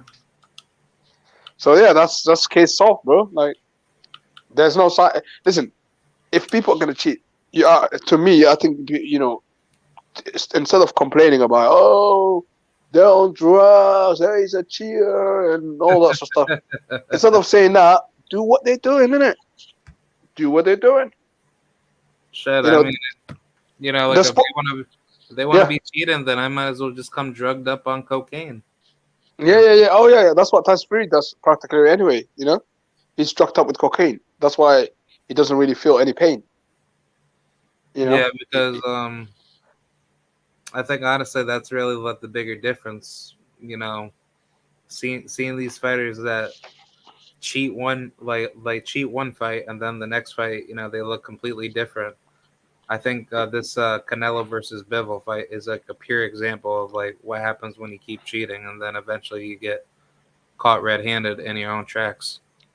Yeah, like when you look at, you know Fury, yeah, in both fights, like the second fight and the third fight with Wilder, yeah. Please look at his face. It looks like he's coked up. He's coked up. He looks like a man that's possessed. He came in like a motherfucker. Like he came in as if he don't give a fuck what's gonna happen tonight. That is a man that's like, I think there's I don't know whether they do like that type of drug testing, and it remains to be seen. But he looked like he was on coke, bro. And if you're allowed to use cocaine, then you know what? If I'm allowed to use it, I'm gonna use it, because look, even when he was on the floor, he was like, he looked confused, bro. He was confused. Yep. You know, and he gets up. Yeah. There's a 20 seconds count and blah blah blah. But to me, you know, I would say, yeah, you know what? Do what you gotta do, man. Do what you gotta do. You know, Billy Collins, you know, he got cheated by Resto and blah blah blah. Look what happened. Nothing's changed since. That's in the 80s. Yeah, I you know, just feel bad for Billy because Billy ended up killing himself, innit? Because he had practically his life was finished anyway. He's got ruined, man. He's fucking the guy. Wait, he was Puerto Rican, wasn't he? Who, Billy? No, Resto. Oh yeah. Luis Resto. Luis Resto, he was Puerto Rican. Like I don't fucking respect him. He's a piece of shit. Anyway, it doesn't matter, innit? You know, if you're a piece of shit, you're a piece of shit, innit? You know, whether you're from Mexico, Somalia, wherever you're from, yeah. Like if you're a piece of shit, you're a piece of shit, innit? Simple, innit? We all got like idiots, innit? Like, you know, every country got like that, you know, they're a piece of shit, you know. I'm sure, like, that's the thing. Yeah, to me, I don't look at where they're from. I look at like the stuff they commit, the crime that they commit, you know, and that's the way to do it, man.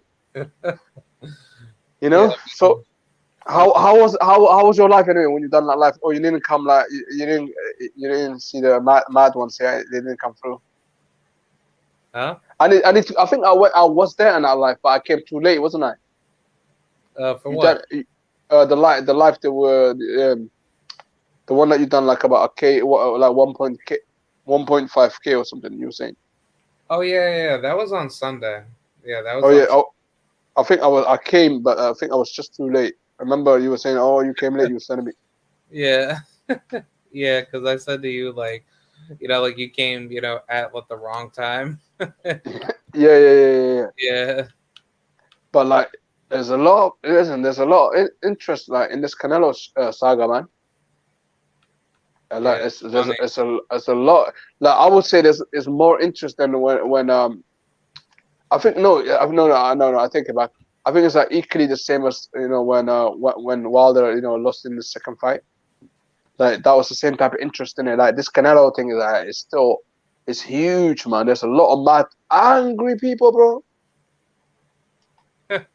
like I've seen a lot of angry. Like, all right, when Wilder lost there, where we said he got cheated, but we wasn't angry. There's people literally insulting like people and literally like, Really? yeah, there's a lot of angry mandems. I'm just shocked. I find Like, that really it's sad. it's really sad. It's just a sport, man. Like, I think people need to treat this shit as just a sport. Yeah, but boxing has just never been like that. It's just Yeah, I think it's honestly, toxic, man. honestly, people treat boxing like it's like like actual status, politics, and it's like boxing Yeah. has like no fucking connection to it. Like there's no thing in common. Like with any political philosophy that you can compare boxing to. Like other than just saying, all right, well, there's like a red corner and there's like a blue corner, so therefore, what? That's just two political ideologies. No, like like it's two people that decide to fight each other, and Yeah. boxing is probably one of the closest sports to a gladiator sport or a ring of fire barbarian sport. So Anyway, I was gonna say, like, am I allowed to use names? Like, no, like, am I allowed to name people? yeah, go for it. Like I don't give a shit. Alright, because basically, yeah, like earlier I said, I'm not gonna wanna, name names, but you know what? Sometimes it is what it is, isn't it? There's this guy called Punch Drunk Boxing. Yeah, I don't know if you heard of him or not. Yep, I've heard of him. Oh, you never heard of him, yeah? I've heard of him. Oh, he's a little idiot, man. That guy, man, fucking idiot, man. Like he's Dominican, yeah. I used to be alright with that guy, yeah, actually, yeah. Yeah, And now, huh? I said he's a piece of shit. Yeah, he's a piece of shit because you know what he done, yeah? Yeah. Like I haven't watched his channel for a while, so I decided earlier, like, I've seen his channel. I think, like, I just typed in Canelo Alvarez in it, and then obviously, as you know, the topic, like, everyone's talking about Canelo Alvarez, and I seen him. He was live, and then he was like, I was just listening to him for a bit, yeah, and then Punch Drunk Boxing was like. He's like, oh, when he came to this YouTube shit, blah, blah, blah, I thought everything was, like, not about race and stuff like that. This guy, literally, whenever I go to his live, that's what he says. He literally he's like a parrot. Like, he keeps repeating himself all the time, bro. Like, he's fueling the Mexican people for no reason, yeah? He's not even a Mexican, man. He's from Dominican, yeah?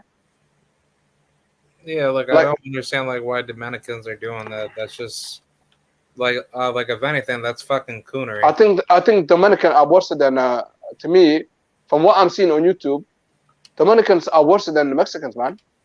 Yeah, they are because they don't even fucking. I swear to you, the Mexican people are not even that bad. Dominicans, yeah.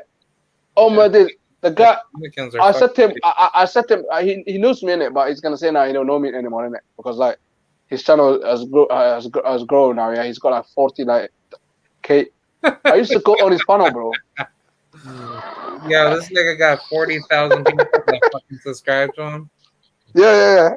So he's now like obviously. I don't want to hate on the guy in it. Yeah, he had interviews with high profile people now. Yeah, high profile people, man. Yeah, man, go fuck like yourself, you so what? Like in it, that's what I'm saying. Just because you talk to people, like I see people like the job that I do, yeah, like. Obviously, I'm not gonna say online, but I see celebrities from time to time, and I'm talking about high-profile celebrities. Yeah, yeah. Sometimes I see high-profile people in the job that I do. Yeah, and nothing to do with boxing, but they're celebrities. So this guy, just because he got 40,000, yeah, he thinks like, oh, he's such a big celebrity. Yeah. Anyway, Tutu's, yeah, he's like, oh, every single time, yeah, he's basically talking about black this, black that, and I told him, look. Punch Drunk Boxing, you're a black guy from Dominican, yeah? He's like, I know black, I'm Latino. Yeah, fucking black like, motherfucker. I said to him, you're black because you know what, yeah? Latino, yeah? It's like me saying, oh, I'm not black, I'm Somalian, I'm Somalian. And there's probably people out there that do that as well. But you know what? I tell them to shut the fuck up because at the end of the day, your color is your color, bro. Yeah? Rats, man. They coon rats. You know what I mean? Yo, what's up, Watcher? What's up? Salute to you. Oh yeah, watch out. How you doing, man? But yeah, that guy, Punch Strong Boxing, man. Like, anyway, he was talking as always. He was talking about race earlier, and anyway, I was gonna comment, and then I thought, you know what? Don't even comment because he's gonna take the Mickey out of me, and then I'm gonna look like an idiot basically. Innit? But he's a dickhead, man. To be honest. Yeah, he's a racist piece of shit, man. He fucking was disrespecting Aki TV and shit like that, and I think he made Seriously. and yeah, I've heard some heard some stories of him doing some very racist shit. So. Oh yeah. I seen him what he done about Aki. Do you know what he done? Oh my days, man. He basically he basically wore like what Muslim men wear, like the Muslim men like a turban and shit like that. Like a turban kind of, yeah, and basically he wore similar to that effect. Like he just basically went to his wardrobe and he got like some sort of sheets out, and then he covered himself with that, and then he's like, "Hello, I'm Kaka." he was like this. Yeah. He's like, "Hello, I'm a Kaka TV, and I like to lie to people." Kaka TV. What the fuck is the matter? Did you watch it? No. Like I never saw the video. No, it was a live stream. Oh, live stream. Yeah. First he came in as himself, yeah, and then after, first he came himself, and he's like, yeah, he was like, yeah, this show is going to be hosted by Akaka TV, so I will see you guys later. And then a couple of minutes later, he came back, and then he was just like that himself. That was himself. That's sad. He's a dickhead. I'm telling you, man. Yeah, and the whole show, he done it like that. That was just weird, man. I'm telling you, man. Racist, man. But you know what? He thinks like, oh, that's what people like because he's followers. But you know what I realized? The Mexicans actually are not that bad. It's actually the Dominican people that are weird. And funny enough, they're quite dark as well, the Dominican people. Like, you know? Yeah, I don't hate Dominicans, but it's just like the problem. But the way they act in it, it's just sad, isn't it? Like, yeah, like the problem. Yeah, the problem that I have with them is that they be cooning so fucking much to the point where, they basically just have like fucking like races, like how should I say, they instigate too much, and they have too much cultural infighting versus. Is that what they go? They fight within themselves. Yeah, because like the history, between Dominicans, is that Dominicans have always had such a huge racist battle between Haitians and the black people that live there. A good number of them basically have a good set of gene pool, closely related to Haitian DNA, like if I'm not mistaken. But obviously due to, black slaves, being, like a huge counter factor to it, a lot of them have had, like a lot of, like, how should I say, cultural infighting to the point where, people that live there, they have like a lot of racial segregation and how should I say, like they're not like the type of people to be like respecting each other, like it's not like here, in America where like you could say hi to somebody and be good about basically be good about like your day and like enjoy life. Over there, people people over there, they're very decisive and they're very, how should I say, like very evil. What in Dominican? Yeah. That is dumb, man. What about Puerto Ricans? What are they like? Is it similar or completely different? I mean, from what I hear, my non-biological grandfather, who was from there, he told me like people in Puerto Rico are like, like how should I say, like people in Puerto Rico, they're a lot more caring. Still, they still have like their indifferences, between one another, but it's not as bad compared to all the other, Hispanic, Latin, like American countries, because like in countries like Venezuela, how should I say, Argentina, Peru, all the poor second world or third world nations out there, like those people are like very crude, to their own people, but they don't show it, as often on the mainstream because they're very, very quiet, quiet about it, and like you don't hear so much about it because they keep it to themselves versus like you know I would say like compared to other Hispanic cultures, they're very open like about it. Like for instance, like Cuba, Cubans are like Cubans, in Cuba are still to this day very evil and Segregated, yeah. racist. Yeah, evil and racist to their own people. Mm. Black people in Cuba, they're heavily discriminated to the point where people have been basically publicly murdered by the government out there to the point where they don't have like like a social life out there. But Kira, yeah, do you consider yourself as black or? yeah, like Yeah. I'm not gonna fucking coon, like like I'm proud of like my black heritage, and I'm like I'm proud of like I'm proud of like my Hispanic heritage, my like American Indian heritage, and the white heritage that I have. But I'm still black. At the end of the day, like I'm not gonna sit here and say, oh, like I'm not fucking black. No, like Punch Drunk Boxing, he's got self-hate in it. He hates himself. Yeah, Punch Drunk. He doesn't stand. He thinks he thinks honestly that he's a white guy. Punch Drunk Boxing. Honestly, I told him like, oh, where you from? I was like, oh, he's like, oh, I said to him, yeah. It's the same thing with those fucking racist ass Mexican channels, like that are fucking white.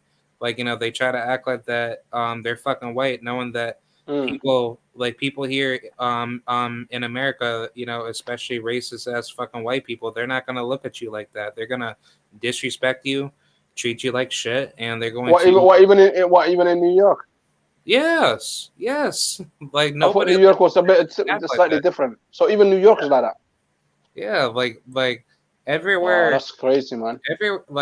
Everywhere you go in the U.S., people hide their racist incentives behind them. But the thing is that America is not as how should I say hostile compared to other nations that actually are very hostile to like. Wow. Even till this day. Yeah. Like I mean, but like to me, like in my own personal like opinion, like I think America's like a better country when it comes to diverse, interactions. But the problem is that people are so narcissistic to the point where they want to start problems, and that's where people start being narcissistic due to the manner of people starting problems versus in other countries in the world where people have a cultural norm to actually hunt people down that are a discriminated minority. That's where people don't want to talk about those places in the world where people get murdered for looking like a certain color, in certain and it happens now. Not New York though.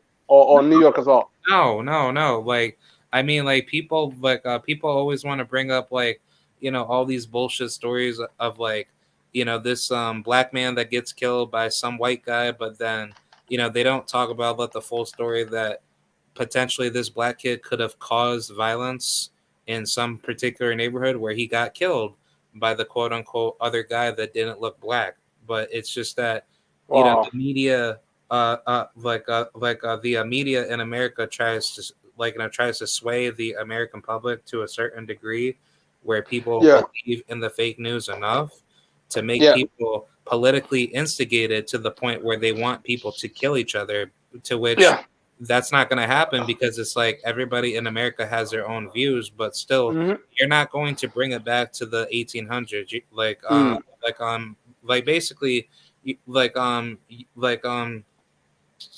You're not going to start a war with people that have already seen the historic ramifications from it. And why would they want to go back to that when they know that they can be better than those people that have killed each other over nonsensical beliefs? So, do you know what? Yeah, I'm gonna be honest with you. Yeah, I think the Mexicans, the other Latinos, are much worse than like white people because white people actually are changing slowly but surely. But then the people that are getting worse are like people are of different colors.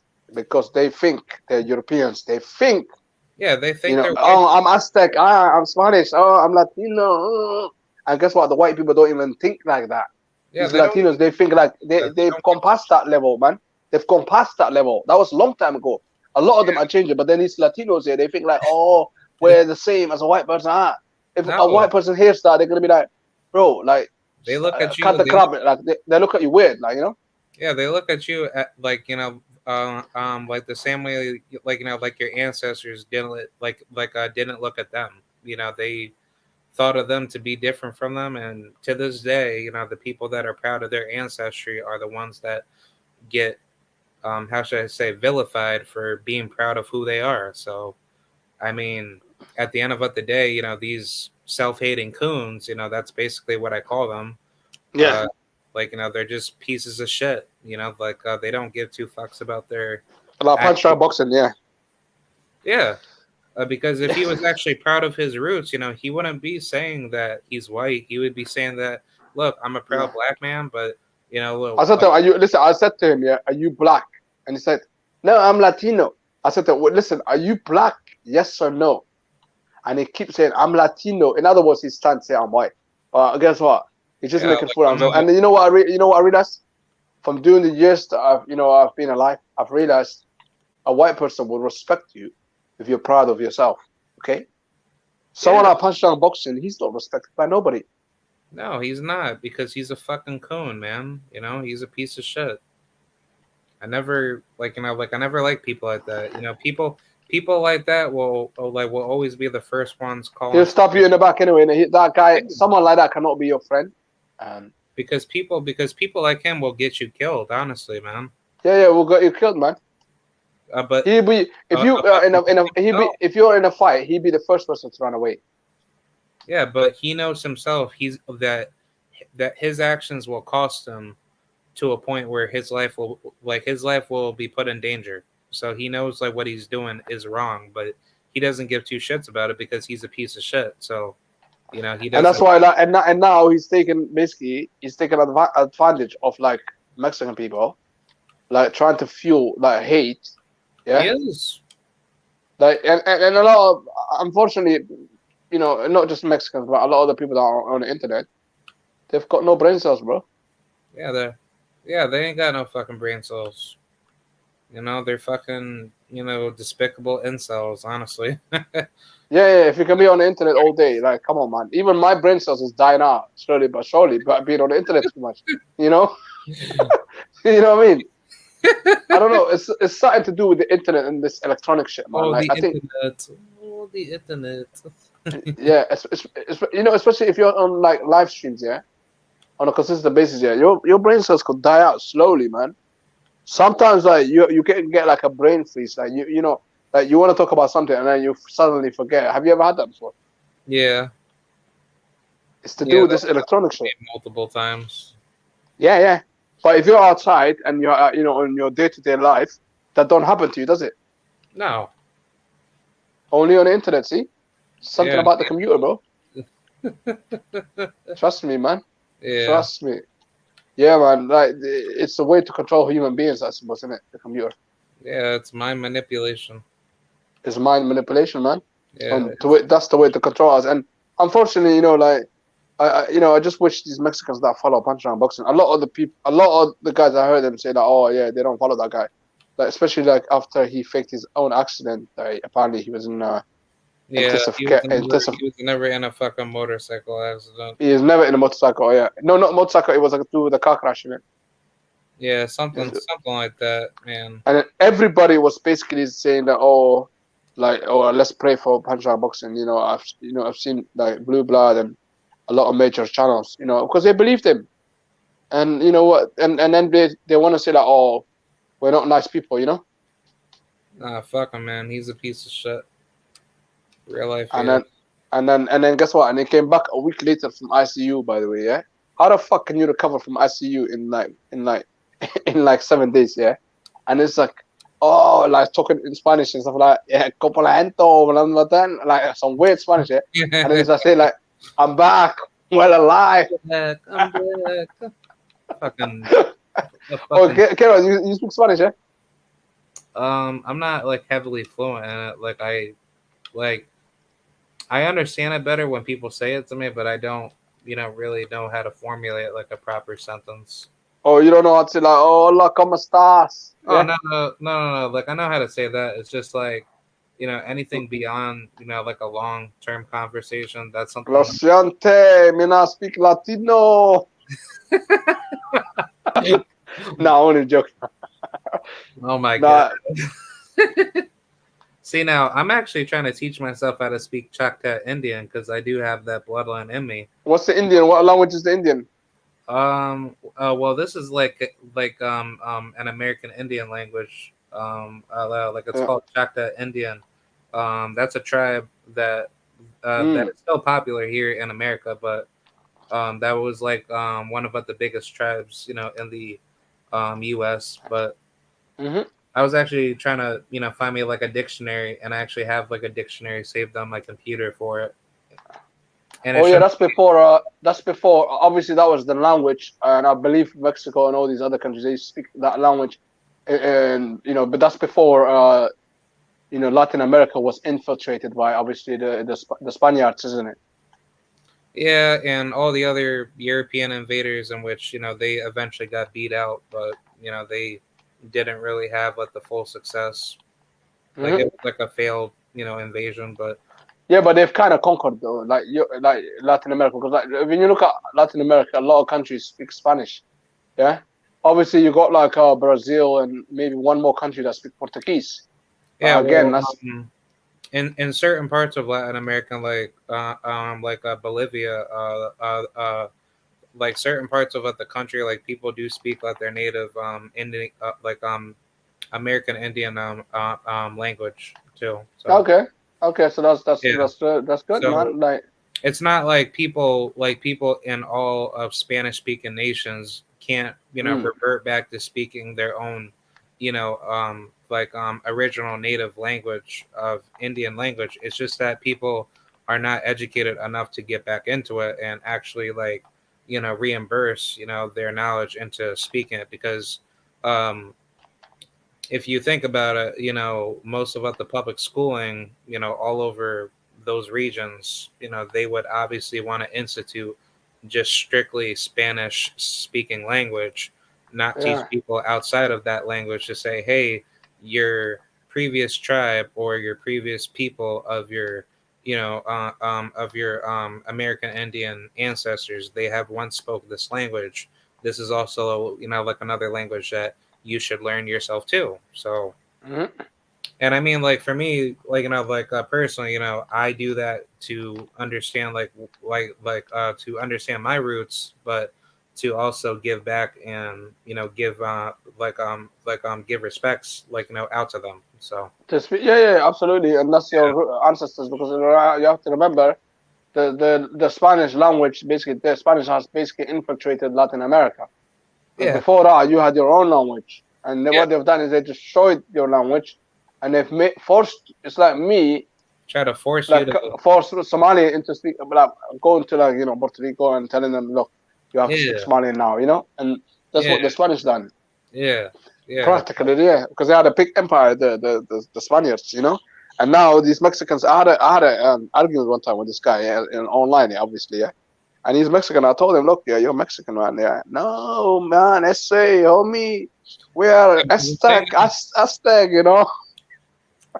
The It's, thing is that like a wide number of Mexicans are brown at the end of the day. Like nobody doesn't view like a Mexican white. They like yeah. be- like to most people worldwide, they would think of Mexicans as like a brown, Mm, very very like Indianish mix, Spanish mm. like Spanish looking Hispanic person. Yeah, That like, look at Eddie Reynosa. Yeah, he is basically practically brown, yeah? Eddie Reynosa, yeah? well, But, Eddie's Eddie's more like he's more of like a Spanish, mix type no, of. but he looks like, yeah, but he's not the same color as Saul Canelo Alvarez, though. No. He's not So, like he's not purely white, but he still has like whitish, skin tone. yeah, but you could tell, no, but you could tell Yeah, his skin is like the material of his skin. You could tell, like, the yeah, fucker, yeah, yeah. If he goes to, like, like he's you can tell that the guy has got self-hate. That he doesn't stay in the sun too long. If he stays in the sun a little bit, yeah, the guy will turn dark, man. Yeah. You could, you know what I mean? But Saul is a white guy. Yeah, there's plenty of Mexicans that are very brown skinned. It's not like, their heritage, quote unquote, is dead. Nobody's heritage is dead. It's just, that the gene pool has been mixed to the point where everyone's gene pool is different. So you have to take that into account that guys like Canelo and Eddie Reynoso and any other white looking Mexican that you see, their genes have been more mixed with European blood rather than any other blood that you can think of. So the gene pool, their gene pool is just more different to the to the scale of their skin tone being more whiter. But if you probably look at their previous ancestry and maybe their cousins that are either second generation or third generation, they probably would end up being darker or more brown skin. So to me, I think what's his name? When I look up thingy, Canelo, he's completely he's ginger, yeah. That bloodline is not even Spanish. I don't know what that is. That's probably what it is I think it's the English there was back in the day, I think there's some sort of war between the British and the Spanish, and obviously the British raped a couple of Spanish women, and hence the reason why Canelo looks like that. Canelo's probably like a British Spaniard. He's a product of a rape child. No, I'm only messing around. I don't want to swear to. I'm going too far. No, but look, he don't look Spanish, does he? Don't He practically looks like a white guy. But look, Canelo Alvarez. But Reynoso, he doesn't look like that. He's you could tell he don't have, they might have a glimpse of, DNA of white in them, but But yeah, this what it is, man. It's not purely European white, I can, you can easily tell when someone is, from, from the European continent. But yeah, guess what? I've just seen Blue Blood. Yeah, he's alive. Yeah, guess what? He put it on his title. Yeah, stop it. Yeah. Wait, what? It's stop it. Just don't make excuses. Yeah. The fans. Oh yeah. We should do stuff like that. You know why? Because that attracts fucking we won that work in it. No, I'm just happy that Bivol won because now. Do you want to do a new live stream? I feel like I want to get that work from them because so many people are gonna get blocked on that channel. You know that. So many people. Yeah. Just say just put a title in it with a picture of Canelo Alvarez or whatever. Take the L. Canelo Alvarez should take the L like a man or something. You should see that. Man. Should we do that for about 15 minutes time? I don't know, it's up to you. I mean, yeah, sure. I'll make another live. New live, yeah. And then throw me the link on. Just put it in the chat. Fuck it, put it in the chat. Fuck it. All right, yeah. I'll start one now, for 20 minutes, innit? I feel like giving them that work, man. But write down Canelo Alvarez, take the L like a man. Yeah. Stop cupping or whatever, Yeah. Make them angry, man. Yeah, but before that I shut this down, do you have any final words to say about Dmitry Bivol for the fighter ratings? Yeah, Dmitry Bivol, man, he's a great fighter. And 8.5, I think altogether you had the result. I think it's a fair result, and 8.5, that's a decent rating.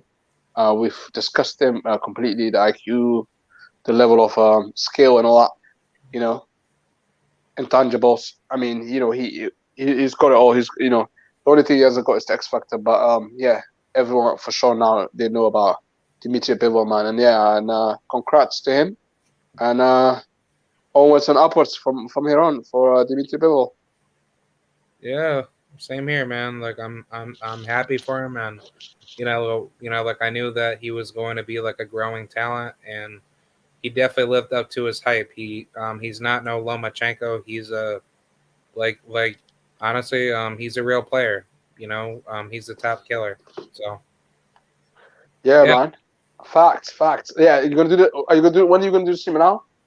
Yeah. Like I'm gonna end this live and then I will start up like another one. So Get a nice picture to pistol off. okay. Yeah. Most definitely. I'm waiting. All All right. right. I'm gonna go now. See you in a second. All right. Yep.